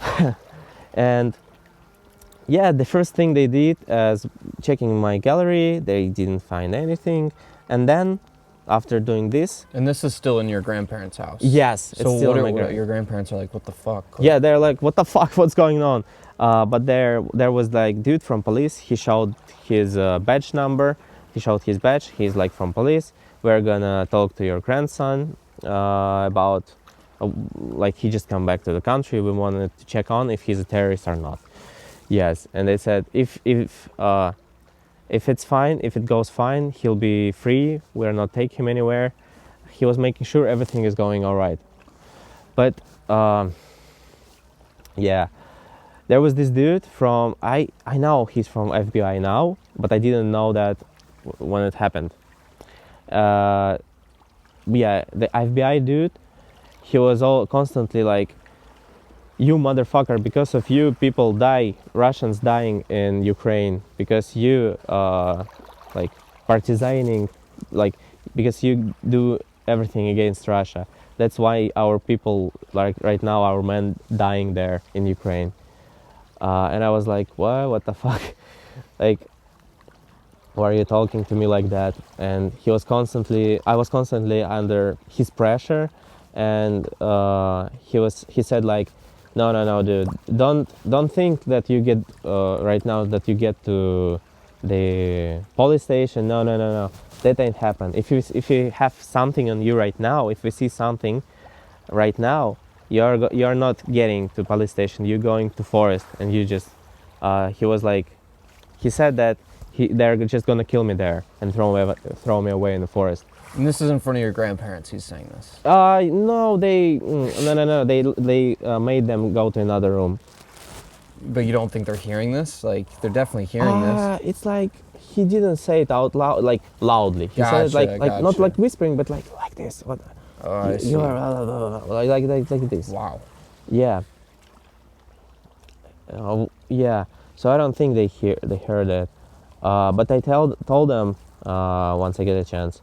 I told them like call my parents and call a lawyer, find me a lawyer, because I knew that it's not gonna end on just searching my phone. It's only beginning, and I was like, okay, you guys do what you want to do. I checked the documents; they were pretty, nothing unusual. It's just they are checking if I have guns or no. They didn't come to see my phone particularly. They came because they think like I'm a terrorist, so I might have some bombs, and they're checking the property if I have any. So I'm sure I didn't have anything. Yeah. So I was like, okay, guys, search for anything you guys want, and yeah, I'm good with it. I signed all the documents, and that was it. Once they decided to go to my house, even like my house where my parents live, because I was in my grandparents' house, so they wanted to check the place where I live by documents, and that's what we did. We, without handcuff or just like this, we went to a car. It was black Volkswagen. I don't remember the name of it, but it was a black Volkswagen, like a bus, yeah, small bus. It's like there is a car, Kia Staria. Okay. Yeah, it's the same, but Volkswagen. Yeah, and yeah, and we went to my house. They took my laptop as well. They took my, so we went to my house. They took a laptop. They took what else? My bank cards, an SSD from my computer, and the SIM cards, Vietnamese and Korean SIM cards I had. They also took them. And yeah, there were my parents. My parents were also shocked. They were trying to figure out what's going on. They were calling some lawyers to help me out. Yeah, obviously for that amount of time, it's super hard to find a lawyer, and nobody actually understood what's happening, what's going on. Why are those people like searching my stuff? Like what the fuck? And yes, they took some stuff that may have any information of me donating to Ukraine or I don't know, like working for the Ukrainians. They took everything, and we went to the same car and went to police station. But on the way to police station, that FBI guy said, no, no, no, we're not going to police, we're going to FBI first. Like Russian FBI, which is FBR. And yeah, they changed the route, they changed the route, and we, instead of police station, we went to FBI, that Headquarters or like headquarters, office? yes. Office, yes. It's like office, but it's like behind the walls, right? It's like like small prison. It looked like a small prison, and yeah, we went there. I saw my father came to the car, and he said through the window like, "There would be a free lawyer for you from the government. Tell him everything, and work with him, cooperate." And I was like, okay. Because at that point I didn't know that they're actually looking for like a good lawyer that they're gonna pay, because in Russia there is like a free lawyers from government, or you can pay, get a good one, and I didn't know that they're actually looking for a lawyer, for a private lawyer. So I was like, what the fuck, like I ain't gonna tell anything about me to this free lawyer. No way, because I know that free lawyers work for police, not for me. And I was like, okay. But actually there was no lawyer that I was expecting. Once we get on the inside the walls, inside the FBI building, yeah, they gave me a pocket, like, you know, like, how do I say that? Not the plastic one, but the other, like made of grass. I don't know how to say that. Like fabric? Like, yeah, like fabric. Yeah, it was a fabric, like a fabric pocket. They gave it to me and they said like, put it on your head. I was like, okay. Then I had to do this, like with my hands. But you So had they to, handcuffed me. they put a bag over your head and Yes, handcuffed you. yes, and they handcuffed me, and then with the pocket on the head, I had to go upstairs on the 4th or 5th floor, and once I managed to do that, it was like we went on the left, one turn, a couple of steps, maybe the first or the second room is the room where I was tortured, because they made me to go in, set me on the table so I can feel the back of the chair. Set me on the chair, not on the table, on the chair, so I could feel the back of the chair here. So I'm it's like backwards, backwards to them. Yep. And how it was, I sat down, then they were like, tell us everything, give us your phone Like phone passwords? password, yes, yeah, Like your login information? yes, any password, anything. I had to give them anything. They were checking my laptop. I gave them my password. They were checking my laptop, and during this, while they were checking everything on my phone, on my laptop, like 3 or 4 dudes, I remember they have army uniform. It's hard to see, but I saw that at the very beginning, because then, maybe in a minute then I was in this room, they was like, no good, that pocket is not enough. So they took a tape and all over my face they taped Around like your head. this, Yeah, so to make sure I don't see them, because at the very beginning I saw like the Through the uniform. fabric. Not yeah, through the fabric, not the faces, but their what they wear, their clothes. And I remember there was like a fat dude, felt fat and small, um, and he was wearing that army uniform. Yes, he was the first one who started to actually beat me, because he was asking me questions. So I thought like those are weird questions. I need some time to get a proper answer to that shit. And he was like, if you supporting Ukraine, why did you come to Russia? And I need some time to think about it. And he was like, answer, and he beat me like with the hit you. hand. Yeah, Slapped you. Not like slap, but yeah, slap. Slap was with an open hand. Yes, but it was pretty, heavy slap, and yeah, and we had a pretty. They were. I don't remember each second, but they were asking me some questions. Most of them were pretty simple, but when it was a weird question, I didn't have much time to. I didn't have much time to, think about the question, to think about how I would respond to it, and I was like, saying some bullshit times to time, because I don't have time to think, so I gotta say something. And But you just I'm sorry to interrupt, but what if you just say I don't know? They need you to say they something. they need me to So say you need something. you need to just say bullshit. Yes, I just had to speak, so not to, get slapped again.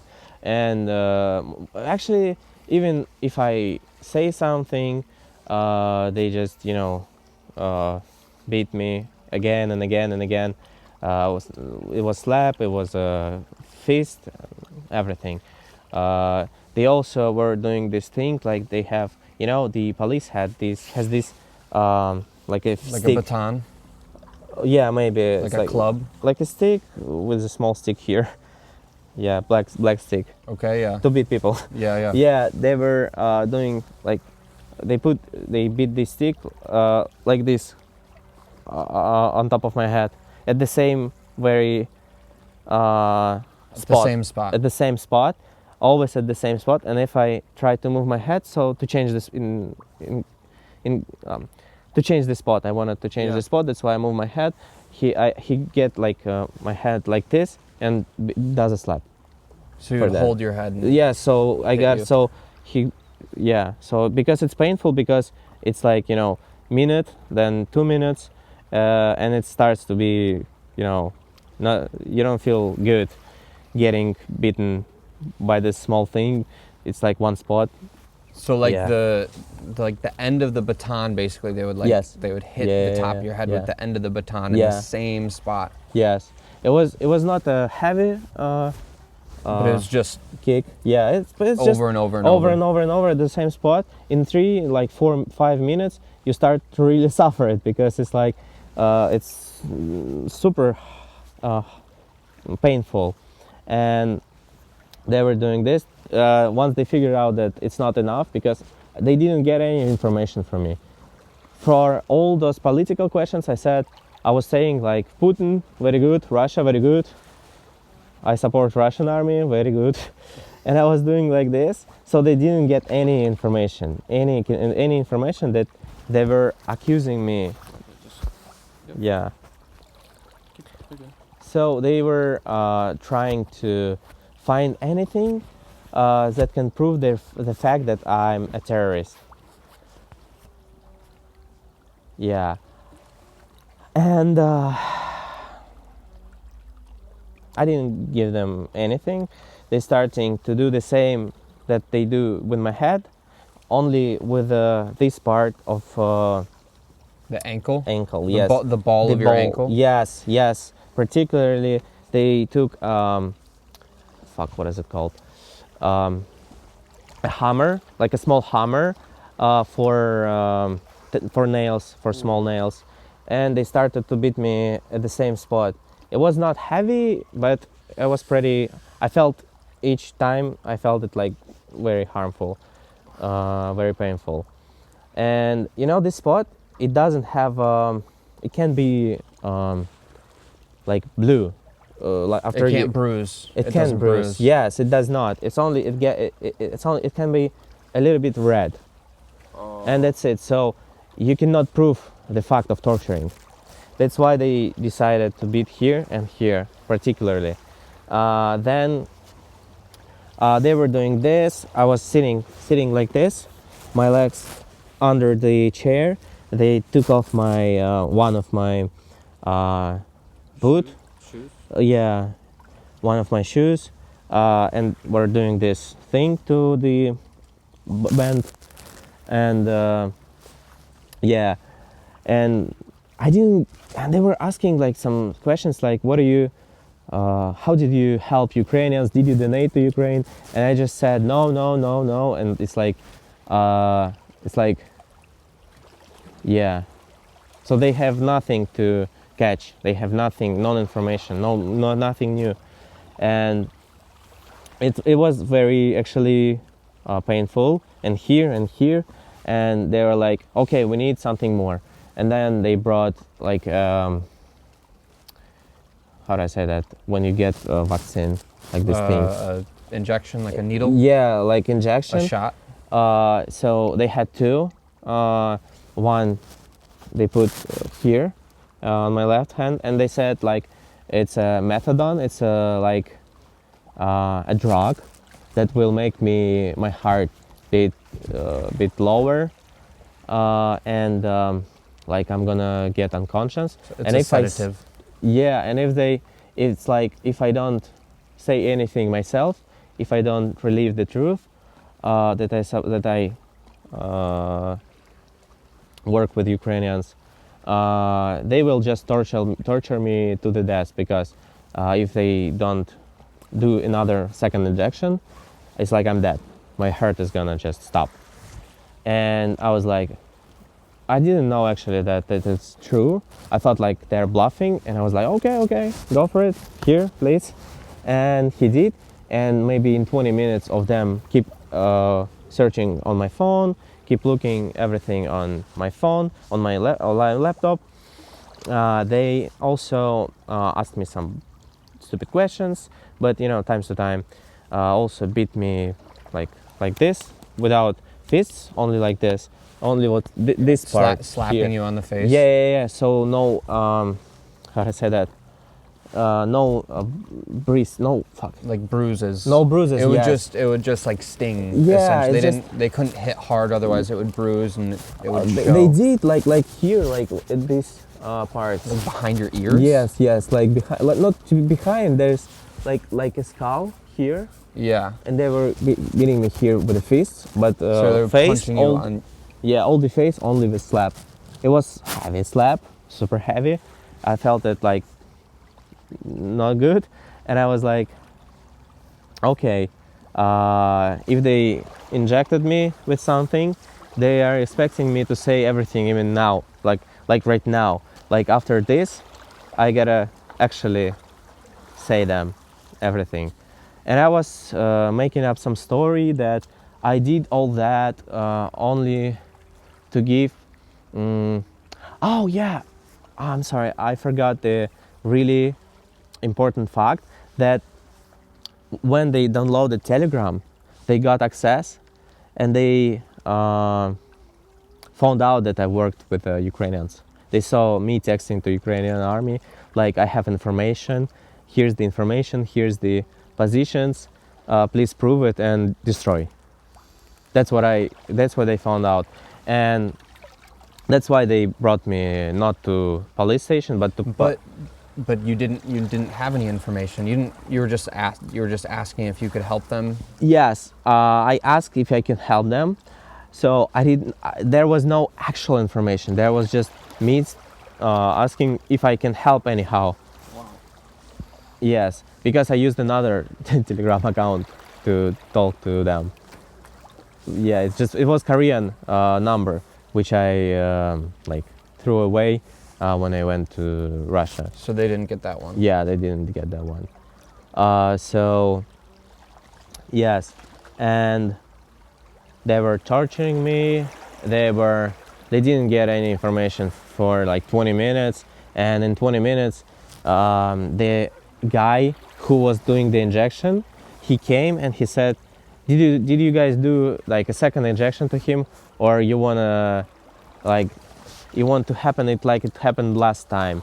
And I assumed there was another dude that just literally died because there was no second injection. And they were like, oh fuck, we forgot. It was like so, natural. I did understand that maybe they can bluff, maybe they can say anything to make me scared, but it was not like an actual. It was not I didn't feel like bluffing. It was like supernatural, and I was like what they the fuck would just did let they? someone die. Yeah, no. It's like they forgot to give me an injection. The 20 minutes because they had a clock for it, so the clock would inform them where exactly to do the injection. But the clock didn't work. Maybe it works in different time. But the doctor came. I call him doctor because they called him doctor. I heard it, and the doctor he said like, what the fuck? He can literally die right now here. You can get you fucking idiots. Why you didn't do the injection? And they were like, oh, like this, like sorry. And the doctor did it here in this hand because he was scared like that this will seen by police members, police workers, policemen. Because if I say that I got tortured in FBI, they can take a picture from all over my body, and I could use it in make a trial like FBI tortured me and make like. Yeah. So they did one injection in one arm. And yes, then the they next did one in the other another. one. Yes. So it can be hidden by a little, like in a couple of days, because the first dot, like it was 6 days and it's gone. Like no mention. Yeah. Cannot notice that I got tortured, and yes, it was like super weird. Being there, I was super scared. I couldn't like feel like my head. I was getting unconscious. I didn't feel like my pulse, and my hands were like this, like completely. I couldn't like get them like up and down. It was like this, They like were completely limp. Yeah, like a spaghetti, and yeah. Then he took my hand, did an injection, and it was like like 10 seconds, and I was like completely new. I felt everything was good, and I could use my hands. I could do everything. It's like, and I didn't get like I'm falling unconscious. Yeah, they asked a lot of different questions until they found on my phone. They found a video that I was posting. They recovered a video from deleted. Okay. And on this video they saw like Slava, like glory to Ukrainian flags everywhere, like how Ukrainian soldiers like do this with the Russian flag. Oh, stomp on the Russian flag. Yeah, stamp on the Russian flag, and yeah, and after that, they made, did I show you this? They made this to my Instagram account. They made a fake Instagram account. Yes, fake Instagram account. They used my photos. They used those videos. I'll hand it to you. Okay, here it is. Yep, they made this account where here's the video and another one. So they fabricated evidence. Yes, they fabricated evidence. They opened my account. They recovered my account, Instagram account, because as I said, it was deleted. I deleted it before I come to Russia. They recovered it. They used my photos like this photo and videos. They used it. So to prove that this account is mine, here's my photos, Yeah. and it's mine. And they uploaded this videos. And you see, the thing is, it's in Russian. My phone is always, it has never had Russian on settings. So if you have English settings, it's not in Russian, it's in English, it highlights. Yeah. And that's how I prove that I didn't do this, it was fabricated. Because it's in Russian. I've never had my phone in Russian settings. Never. It's always highlights. So, yes, and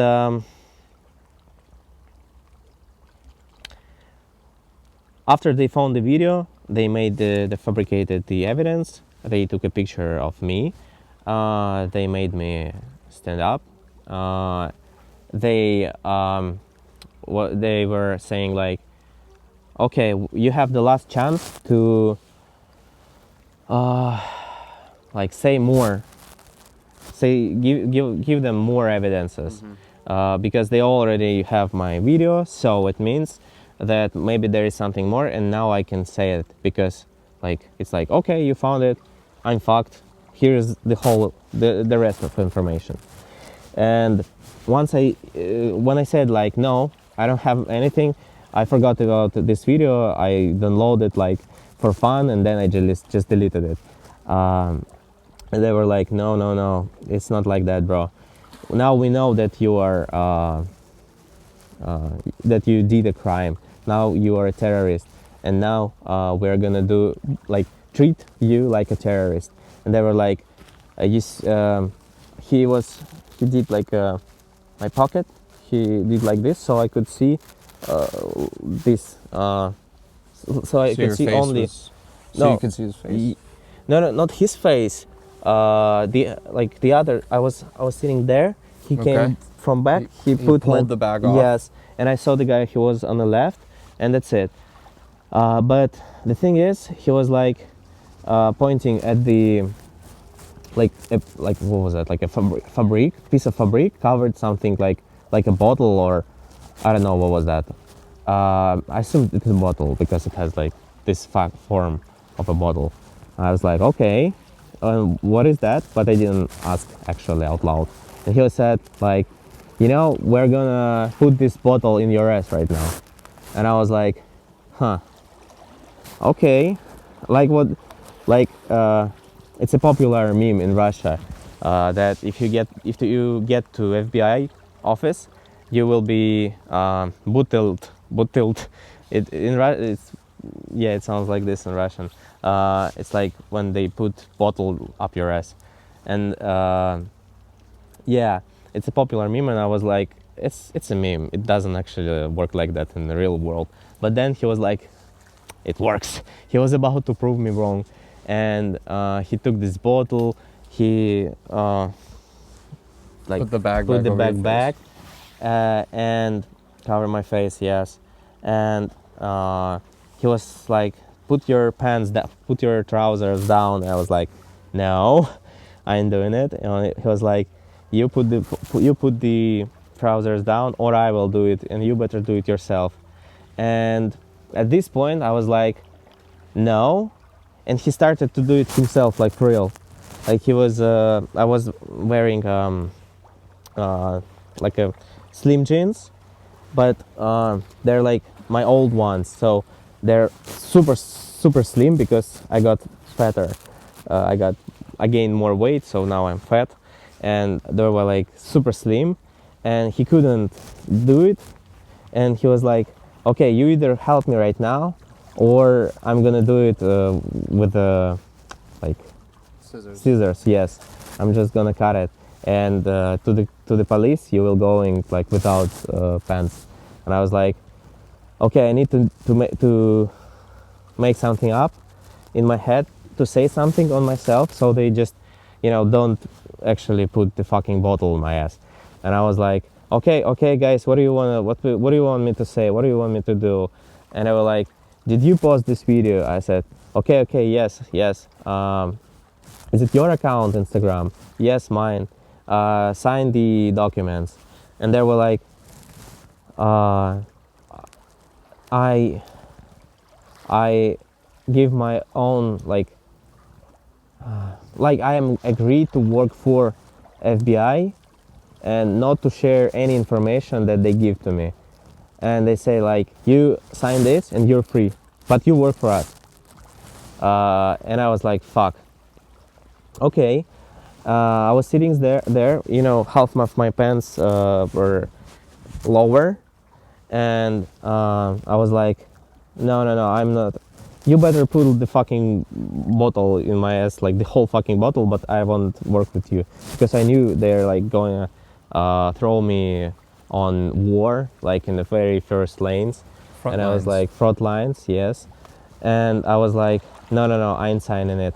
And he was like, what? You don't want to sign? And then I said, but you have like proofs of me doing crime, then what the fuck do you need? I'm not a terrorist. I didn't like bomb anyone. I didn't have any like, you know, drones with bombs so I can bomb something. So I didn't have shit, and you didn't have any information that I actually sent the Ukrainians any coordinates. And I was like, and they were like, okay, this is actually true. And I was sitting there for another like 30, maybe an hour. Yeah, maybe an hour. I was sitting there and just waiting. And then they brought me back to the car with the steel packet on, with a handcuffed, and one of my shoe. I asked them because they took it off. I like what I was like getting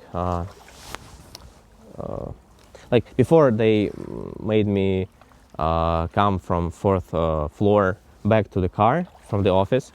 I didn't have my shoe on, and I was like asking him, can I please just put my shoe on because it's like negative like 20 on the street and it's like super cold. And I was like, please let me give my shoe. And they were like, no. They were making fun of it. They were like, no, you're not getting your shoe back. And I was like, fuck. But then one dude just, how do I say, kicked the shoe into me, and I took it on. Yes, and they brought me to the car back, and we went to the police station. In police station, they said that it's illegal for them to walk me into the building with a packet on the head. So what they did is they did not take it off because they didn't want to show their faces, and they just put this winter coat on top of the packet, so it's like all this covered with my winter coat. Okay. So so on cameras don't see me having pocket on my head. Then they walked me to the police office, and we were sitting there with the guys who was at my house, at my grandparents' house, who were, it's like 3 dudes, and they were like talking to me about everything, about war, that they were on a war, that they were fighting, they are soldiers and stuff. It's like I am killing their friends, they see how their friends died in front of them, and it's like they were accusing me like I did all this, and I was like, okay guys, do and say whatever you want. And yeah, I was just sitting there and waiting for anything happen. They were asking some, life questions like, what did you want to reach? Did you want a new president? It doesn't work, dude. It's just like versus you. It worked versus you. Like this. I didn't know they made up, all this evidence. I didn't know they made up the whole Instagram account. I didn't know that because my account was deleted and he was locked. So if they recover my Instagram account, it's like they can just see that it's locked. So it's like a profile, private profile. Okay. They made it open, they made all these posts, and yeah, it's called Article 20.3 Part 1 to, how do I say that? Propaganda of nationalism and supporting nationalists. Like That's this. what they. Yeah. I have it somewhere here.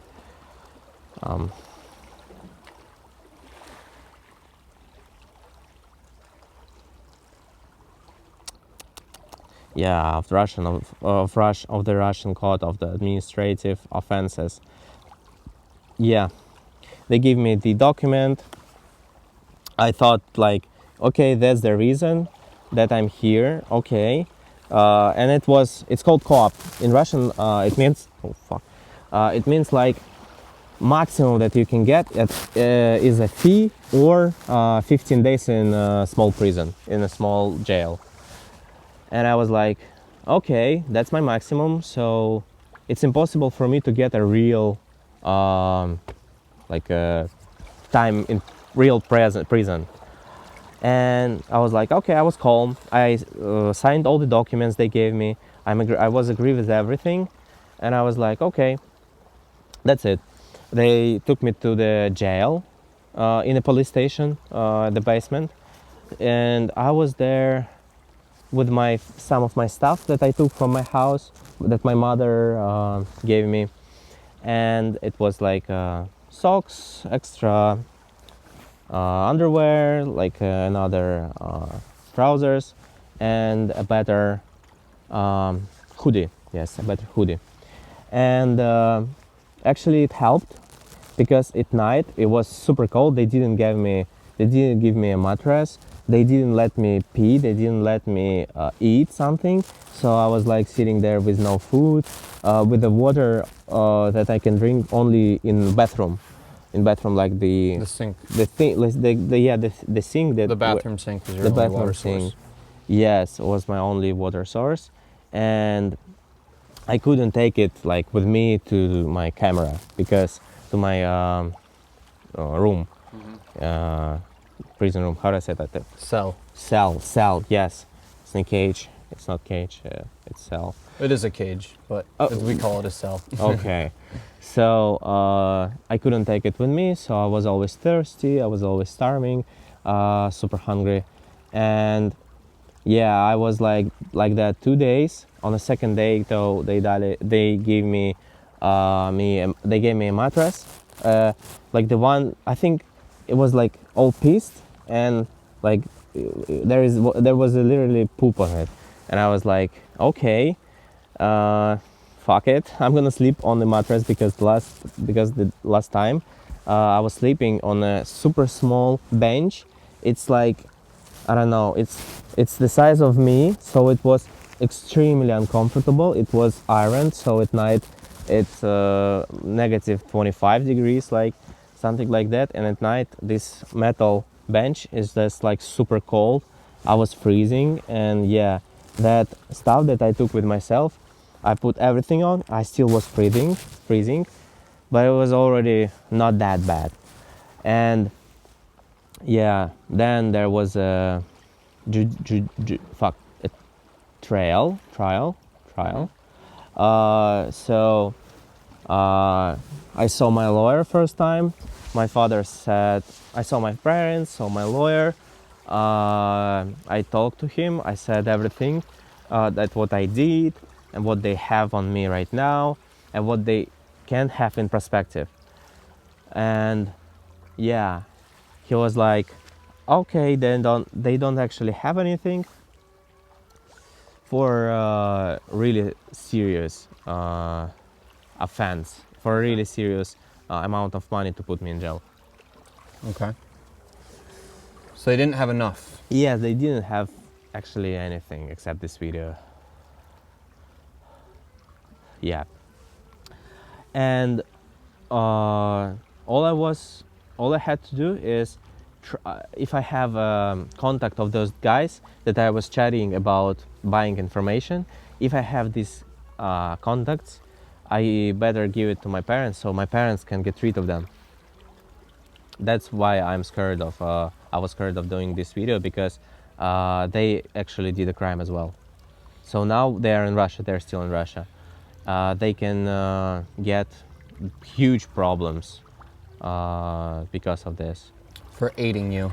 For yeah, That would be aiding like me. what, aiding a criminal Yeah, or something. yeah. It's like 10 years in prison. Yeah, and all they wanted to do all this time, he said, it was they were trying to get all the evidence. So your crime, to make your crime not the propaganda of Nazism, but the help to the enemy, and which is how do I say that, government Treason. Government treason, and Or just treason. You can just say treason. yeah, and at that point this would be not like 15 years or a fee, or 15 days or in a jail and or a fee. It would be 25 years in prison. There is still something. Do your life hack. Yeah, and oh fuck, it killed me. Yeah, and so I told him everything. He gave me some food. It was the first time I ate for 3 days, and yeah, well, it was my third day in that jail. And then they gave me 14 days in jail to come back in jail and sit there, and they charged me. Oh yeah, that was it. Just 14 days in prison. Just. Yeah, only without. Did any, it feel like longer than 14 days?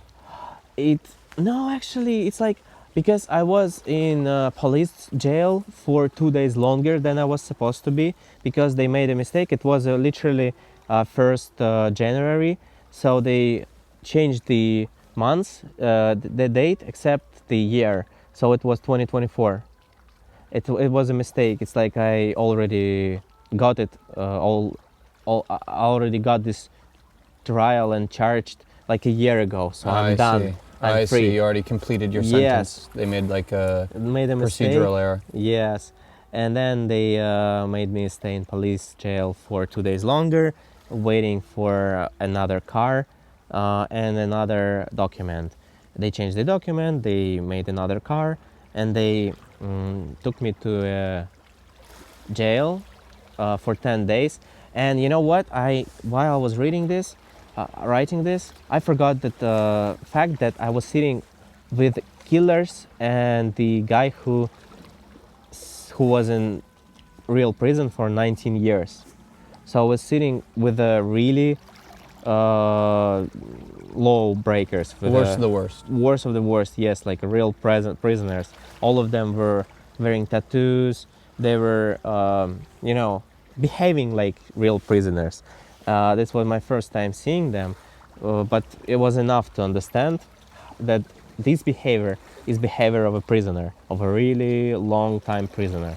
And yet there was a murderer, a guy who was stealing and doing mugging, stealing and how do I say, like steal with a gun, like give armed me robbery.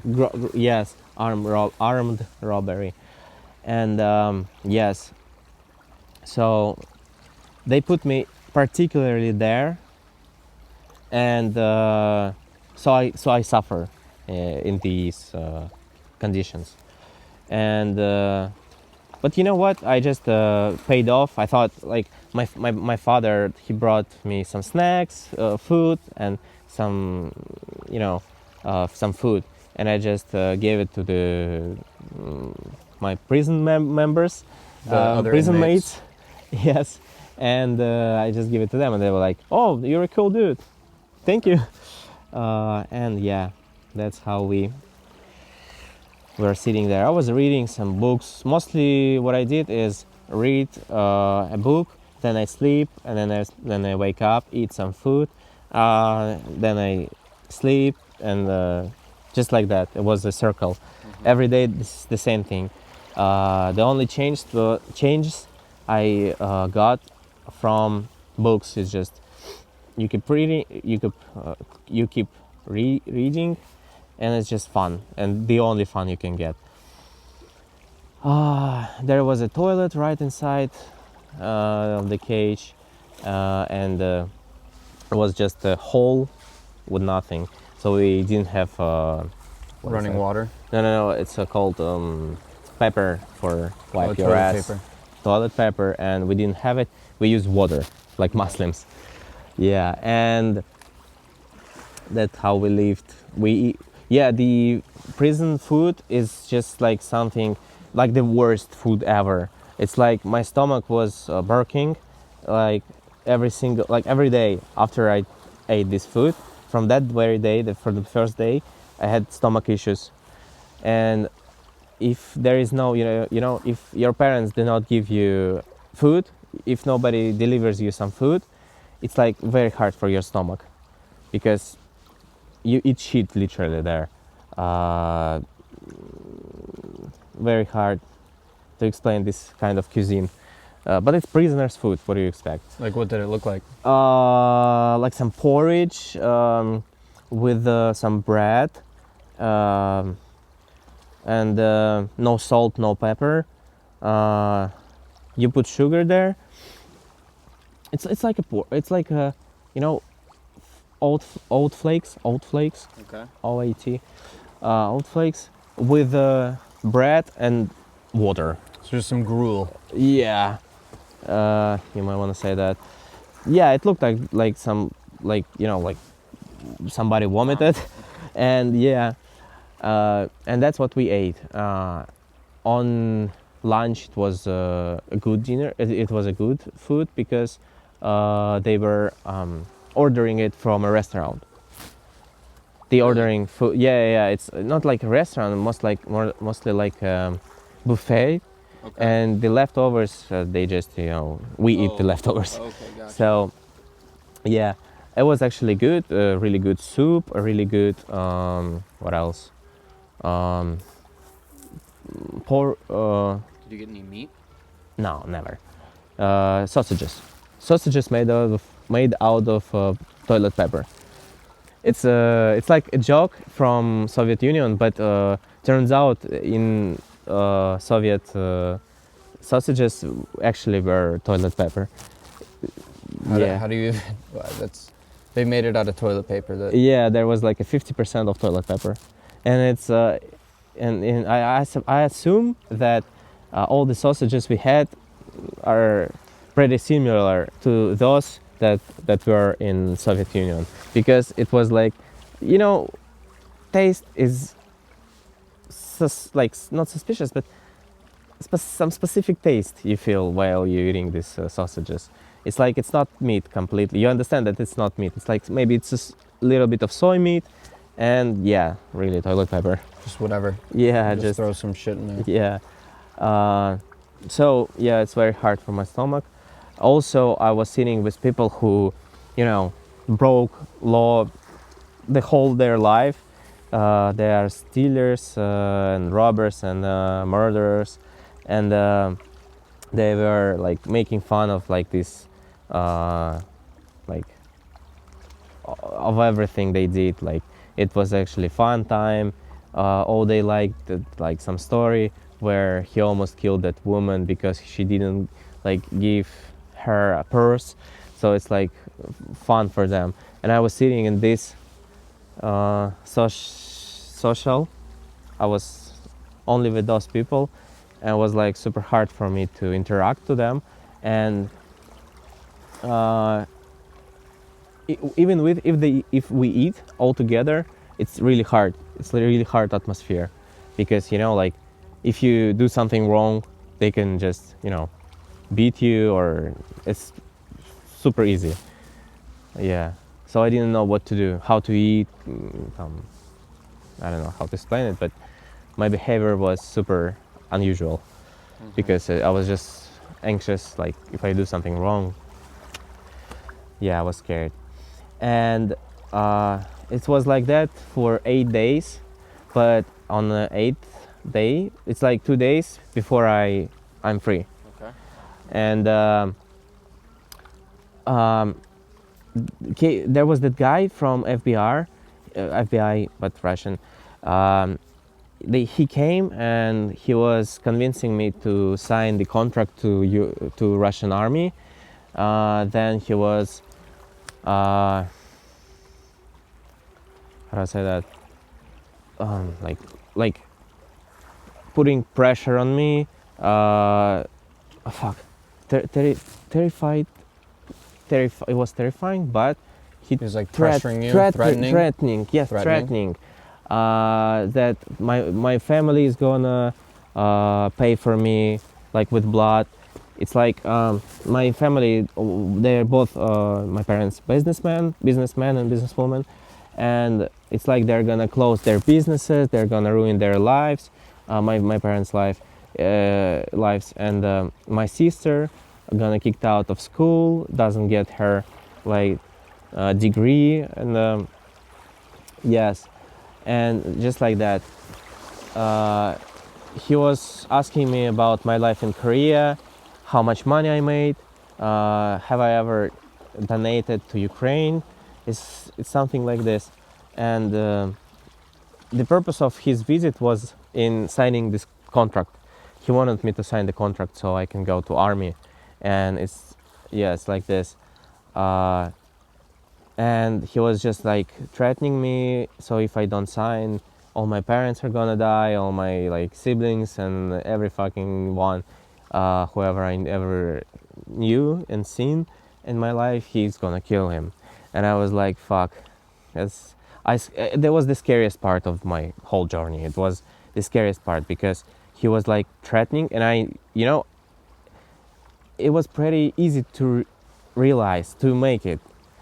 It's like that kind of threat that is not like so official. It's like, I don't know how to say that. It seemed like he would do it. It seemed like he could reasonably do it. Those situations are pretty easy to make for him. So I was really scared because at that point it was like not against me but against my parents and siblings, and yeah. And I was like, fuck, it's different.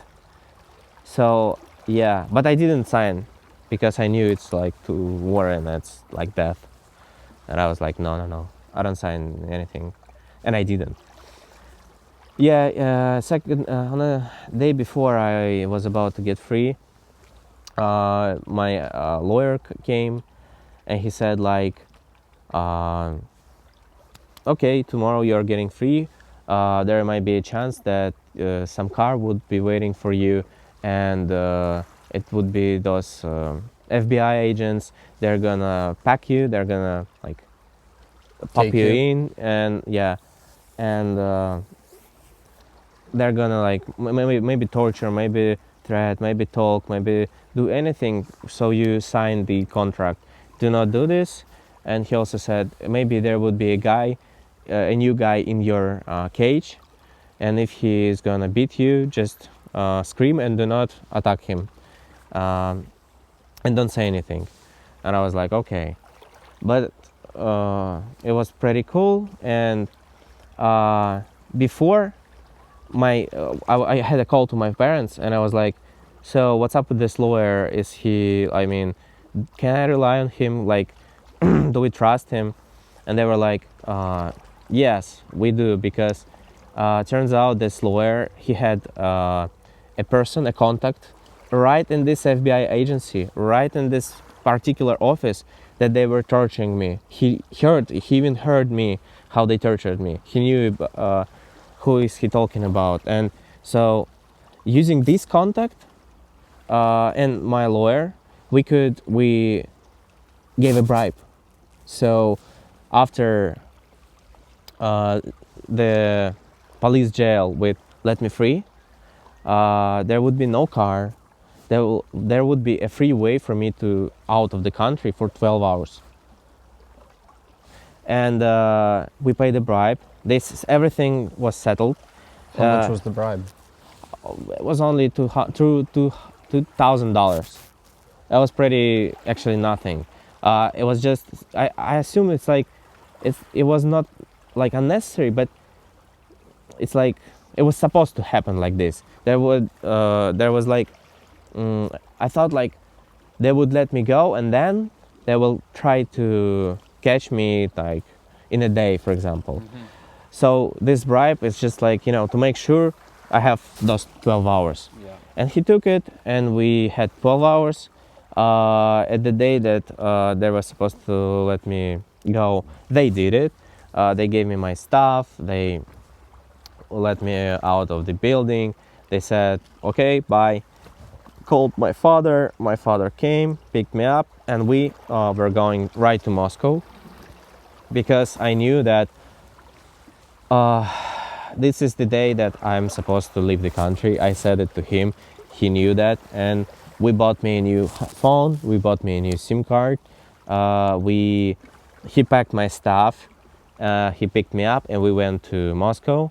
Took some stuff from my flat, and passport, and what else? Money. Yes, some cash, and and that's it. And he brought me to the railway station. It was 10 no, it was 8, it was 9 p.m.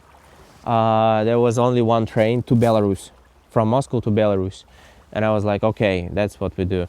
I buy a train ticket to Belarus, and there is no border line between Russia and Belarus. Actually, they don't check your documents, they don't do shit. So it was the only possible way for me to escape the country, and that's what I did. I took a train, went to Belarus. I was there for 5 days, getting information about what is happening with my stuff, and what is happening with my trial in Russia, because I'm now in Belarus, different country, so they cannot like easily reach me. And that guy who is an FBI, in Russian FBI, that was leaking information to us, he always asked for money for that, and that's what we did. We paid money, so he gave us information. And after some time, he said, dude, you gotta leave Belarus right now. I booked a ticket, an airplane ticket, and lucky me, it was pretty cheap, to Georgia. I went to Georgia, everything was all right, and then he said that, dude, you need to leave post-Soviet Union at all. It's not safe for you, because even in Georgia you can have problems with that. And I was like, okay, what's Just the because like Russia has such good Yes, relationships yes, and extradition yes. policies with these countries. Yeah, and current Georgian government is also pro-Russian, so just like that. And he said it's not safe, and I picked Balkans, Serbia, for my permanent stay. But once I came to Serbia, I felt depressed. I lived there for 3 weeks. I tried my best to get used to it. Where but in no. Serbia? Belgrade, Yep. and Novi Sad. Okay. And there is a place called, I forgot. It has a funny name. Like India. Oh, India Station, India. It's on the way from Belgrade to Novi Sad. There is Station India, and I lived there as well for a couple of days. But And then how did you end up here in Budva? I lived in Serbia three weeks. I felt super depressed. I just, I felt like I'm in Russia, but the only difference is it's expensive. It's more expensive, and it's how do I say that? You don't get bottled. You cannot get a bottle in your ass by a policeman, and that's it. Just because of this, it feels different, but everything is the same. Everything else is the same. You feel so in Serbia it just feels the same to us. Yeah, completely the same, except I felt safer, much safer. Yeah, and that's it. I lived there for 3 weeks, and then I was like, no, I cannot stay here, and also I actually cannot stay there more than 30 days, That's they require visa if you want to stay more. Also here. Yeah, and here as well. And I think I'll do visa run, cross the border and come back. Yeah, like this. And I end up here in this hostel, just chilling, living my life, trying my best not to stress, to forget all this shit happened in my life.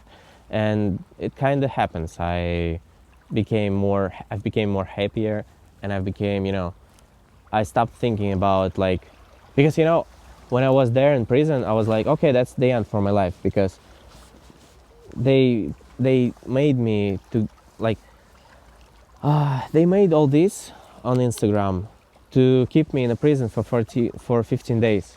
So for these 15 days, they had my phone, my laptop. If it's enough for them to get all the information from my phone, that's why they put me into prison and made it up all these evidences, all the evidence. And after 15 days, they didn't find anything proper, and yes, it was, and that's how I paid off and go to Belarus. It's just if I'm gonna ask for another passport, if I wanna renew my passport, they can not let me do that. They can say, like, FBI can say no, we are not gonna give him the passport. Yeah, the FBR. Yeah. So you're applying for asylum, is Yeah. that correct, in France? Yes, because it's impossible for me to get back to Russia because I immediately get into prison. Yeah. Because the trial is still like going. It hasn't ended yet.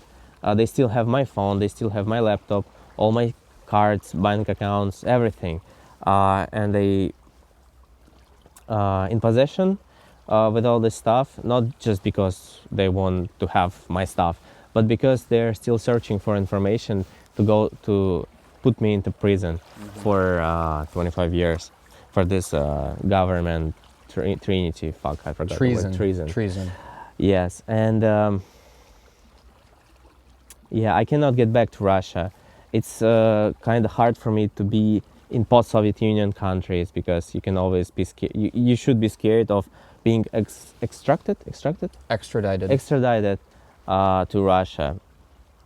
And it's pretty hard for me to stay in Asia because I'm mentally different, and I just, it's a perfect place for a trip, but not for living.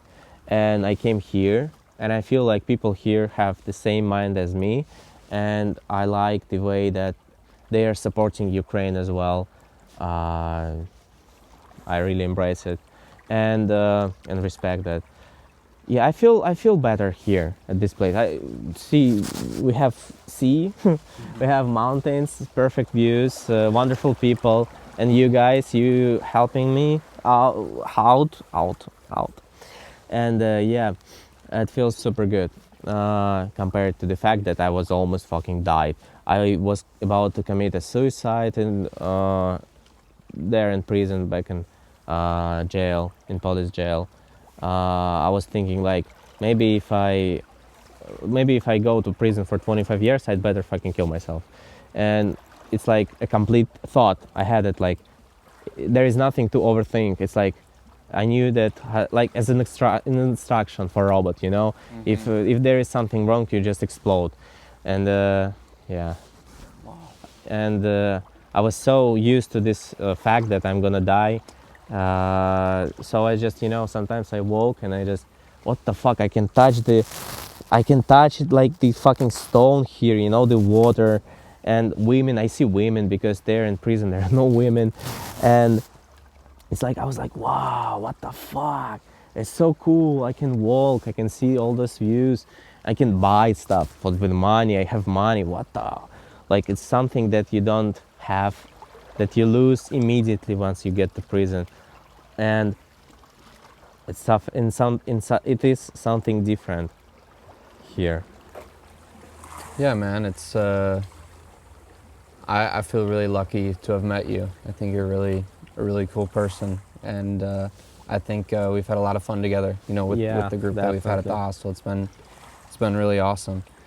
It's kind of interesting how I mean it's amazing how things can work out. Yeah.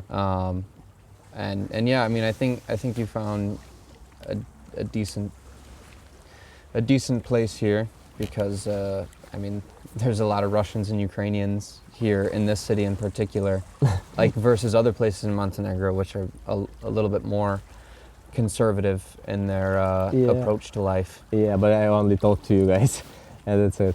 Yeah, exactly. And so yeah, you've surrounded yourself with travelers, which is a good kind of environment to be in. I think Yeah. for your position, Yeah. I hope it's yeah. No, my hope is that from this you're able to chill and like get your bearings, and obviously, like I hope everything goes well with your with the asylum. Yes, I'm currently waiting for my lawyer to reply about the application that we need to make to fill in, and once we fill out the application, it's like 2 or 3 months, and I get the visa, because it's like pretty obvious that I'm under what, like I'm under not attack. The pressure of a tyrannical government. Yes, it's like if I go there, I'm like done. Like I'm in a prison because of political law, and that's it. So that's why I'm waiting, because I can obviously go to buy a ticket to somewhere not Singapore, fuck, what El Salvador. Okay. Like And South America. yes, and through some of European countries, and that have non-Schengen airports zone, Okay. because I don't have Schengen visa, and they let me go to this Paris or, for example, Marseille, also France, fuck, München, for example, in Okay. Germany. That airport also has a non Schengen transit zone. Yes, of course, I can go. I can try this way, but I've decided not to, because they cannot let you. For example, if they think that you're not trying to go to El Salvador, but you're trying to ask for a political asylum, this country wouldn't let me go. They will not let me go on a plane. So I might, I can just lose $800 by doing that, and I am with nothing. It's just I spend money, and they just don't let me on the plane, and that's it. Wow. So that's why I don't do it. That's why I think like I better need a visa, and I'll be here for 3 months. Then just I spend $700 within a second. Yeah. But Yeah. where's the end goal for you? Because if they let me on a plane, then I go to Paris. Then in Paris, I just go to go to a police officer and ask for asylum there. I give papers about my trial, about what is happening right now currently with me, and yeah, and that's it. They let me go. They let me get an asylum, get a paper, like a gray paper. It's like a local passport for refugees, and yeah, they offer some social support, some language courses, cultural courses, and it's easier for you to get like a permanentship. Fuck. Permanent residency? Permanent residency, yeah. Because once you show up that you are like good enough for this country, that you learning language, trying to get used to the culture. You want to be a contributing member to their Yes, society. yes, and that's why it's easier for me to get maybe not a passport, but the permanent residentship. Yeah, maybe then a passport, because I cannot get back to Russia. That's why I'll need to stay Yeah. at one country. So I need a passport, because otherwise, how am I gonna Well, but travel? if you are in France, then you can still travel within Schengen. without a passport. Yeah. If I get the political asylum, yes, Yeah. I would be able to travel All of Schengen. wherever I want. Yes, not all, but most of them. Yeah. Okay. So, but it's not about traveling. It's more about of the fact that I'm sure that tomorrow will be another day. It's like not there would be no problems with the passports, with documents. It's like here they can kick me off. They kick me out on the border, saying that visa run is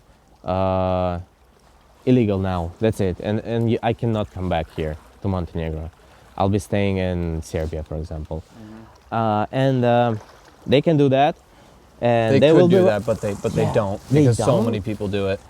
Actually, they do, but in some cases, not all the people, but from 100 they take one, and this guy doesn't cross the border. Interesting. Yes, and Because I thought how it works is they took buses of people and you pay a certain amount Yeah. and you don't even you literally just go to the Yeah. passport check and then you come back Yeah. in and they pay a bribe to the people and it's just the bus goes back in Oh, and everyone yeah. gets the renewal. yeah, but there is also cases that people didn't get their.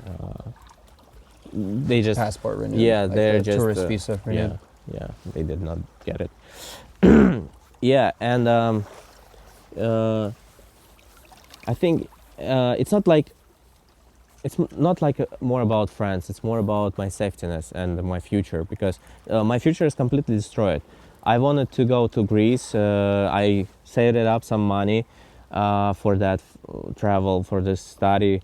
I had the plans. All my future was depending on this going of either I go to France or to Greece or no. And I told you I paid the bribe. I also paid to a lawyer, and I also bought a new phone. I bought some stuff to escape from my country. I was buying all these flight tickets, and it is not good. It didn't do anything good to my budget because I had only 10,000 euros, and I was like, okay, 3 of it I gave to Russian deputy FBI agent and my lawyer. A couple of 2,500 I gave to travel to flight tickets and accommodation in Belarus and Georgia and Serbia, and yeah, I spent a lot of money. So now I have 3.5 thousand euros, and it's like nothing because if I go to France, I'll still be I still will be needed in accommodation. I will be need accommodation, which is not so cheap there. I will be needed food, also not cheap there. So in a couple of months, it can be like that. If I just I have just 1,000 euros or 2,000 euros on me, and I will go with that amount of money to France, and I will spend 500 for a ticket to France, and maybe 3, maybe 2, I don't know the price, but it's I just keep spending my money, you Yeah. know. I'm out of budget, super out of budget. Yeah, you need a job in France. Yeah. And I need to learn French, and I need everything that. But it's it's not that easy to find a job here because you saw me going to job interview, and they say we are open in a month, and I was like, but I need a job now and so on. Yeah, it's really hard here to find a job. Well, and also the salaries are super low. Salaries, it's enough because 600 euros for me, it's good for food, for accommodation. It's enough. It's good because No, the it's not cost good. of It's enough. it's enough because the cost of living is low here. But if you're Yeah. trying to save up and go to Yeah. a country where the cost Yeah. of living is higher, it's not good. But at least to save my money, to keep my 3.5 thousand euros not touched. Yeah. A little bit of leeway. Yeah. So yeah, like this. It's a fucking crazy situation, man. I mean, it's really, it's mind-boggling to me that this is like what you're talking about happened like a couple months ago. Yeah, Like it's really like hard for me to like imagine. Like, I mean, it's yeah. I don't really know what to say. It's just you know what?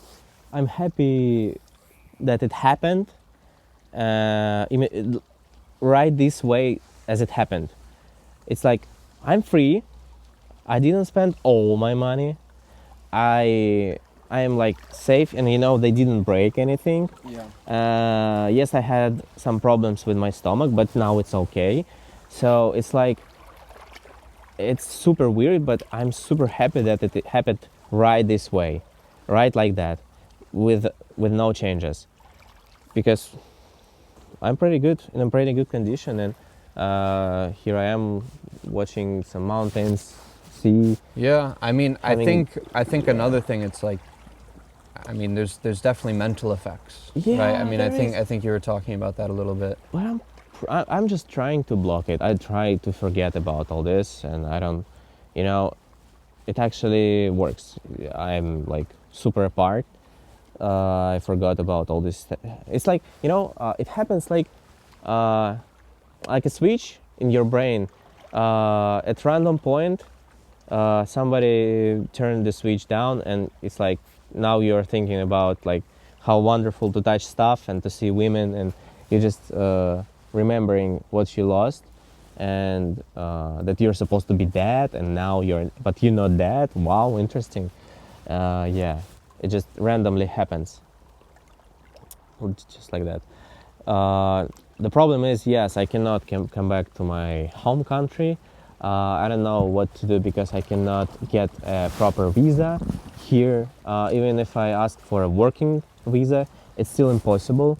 Why? Because it needs some documents in Russia, which I cannot obtain because I cannot go to Russia. Yeah. So it's kind of hard for me to get. Is it residentship here? Yeah. So it's a fucking circle. So the only way is, yes, political asylum somewhere in France, Germany, Spain, for example. I love Spanish. Super cool. Sounds like something incredible. Yeah. And I keep doing it on Duolingo though. It's my second, oh no, it's a 7th day today, yeah. It's a week. How I started learning. No, it's awesome, and it's awesome to have Spanish speakers at the hostel Yeah, where it's you wonderful. where you get the real Spanish. You know, Yeah. it's not. It's a nice way of learning. Yeah, I really like it.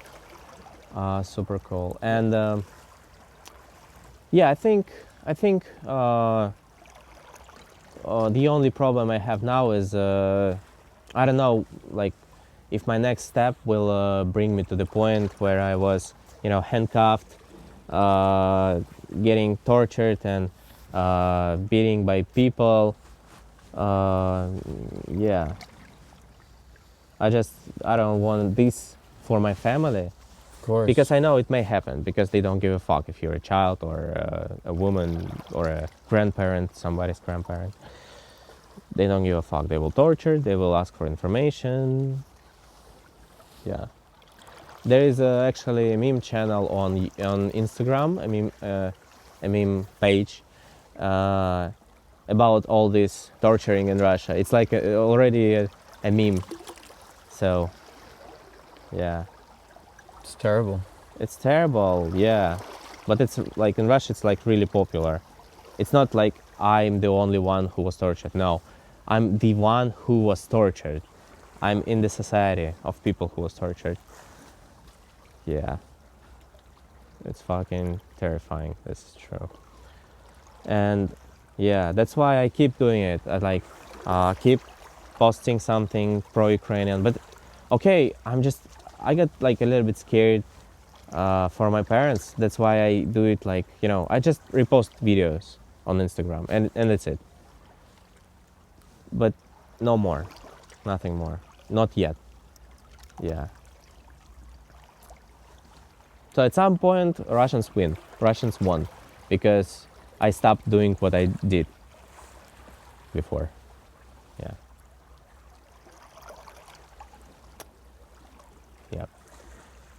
So that's mostly it. Yeah. Do you think,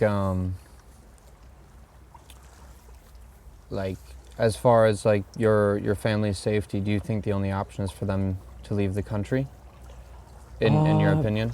In my opinion, it's not the only options that they have. They can cooperate. They can do something else. Well, as you said, it seems like your parents are still within that whole the propaganda Yeah. of the. This is true. So cooperating for them is not like for me. They're not gonna go. They're not gonna get them into war and somewhere there. No, maybe ask for donation. Maybe ask for some treats Yeah. for soldiers. Yeah. So it's a little bit different. And So you're not like afraid at that level because you know that yeah. they'll. And we still get the calls from FBI dude, FBR. So he's informing us with every change there. There is no much change anything anyway. So as long as you stay out of the country, Yeah. everything should be fine. My lawyer said that once I go to Russia, that's it for me. Yeah. They're just waiting this fucking moment, Yep. and they can wait until like I'm like 40 or 50 Wow. years old. It'll never go away. Yes, it's just like that. Yeah, and I forgot to mention that they are actually treating me like I'm a fucking terrorist. They were saying all the people in police, in jail, all the FBI agents, they were saying that I'm a terrorist and I'm gonna be treated like terrorist.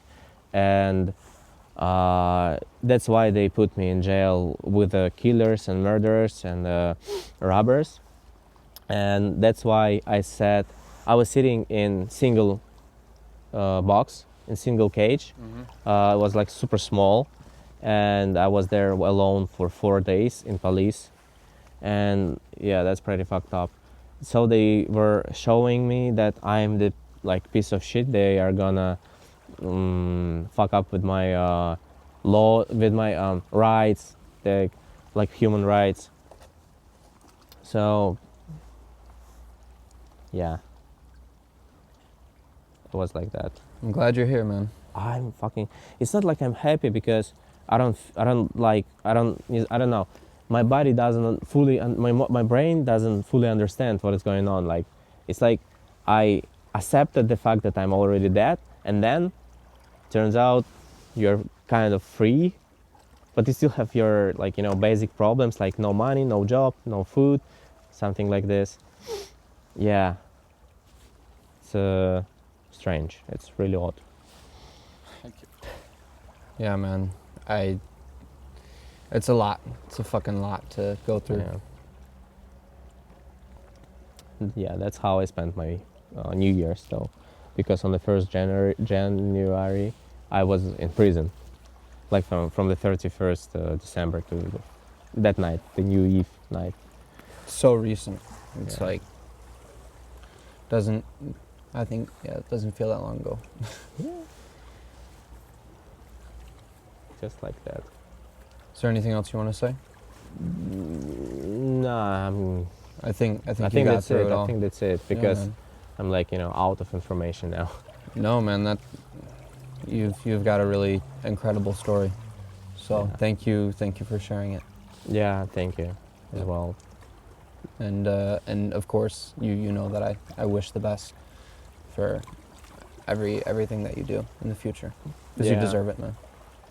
Yeah, I hope so. I hope I get a good passport. I hope I get the good documents. I hope I get a good future. Finally, get my done my bachelor's. Yes. Get a fucking degree, diploma. Go to a real job. Maybe become a good teacher. Maybe I will teach people in public schools. I don't know, but I just feel like like there is a chance that all this magic can happen. Of course. And it's pretty possible because I know the way. First go to France or another European country and get the asylum, get some money for accommodation and food. Yeah, you know the process. Yeah, and You just gotta Yeah. wait for it to happen yeah, kind of. and hopefully chill. Get a little bit of chill in. Yeah, after all, I think. Yeah, and once it all happened, then I'll be not proud. Yeah, proud for myself. 100%. Of myself. Yep. Awesome, man. Thank you so much. Thank you so much. Thank you as well.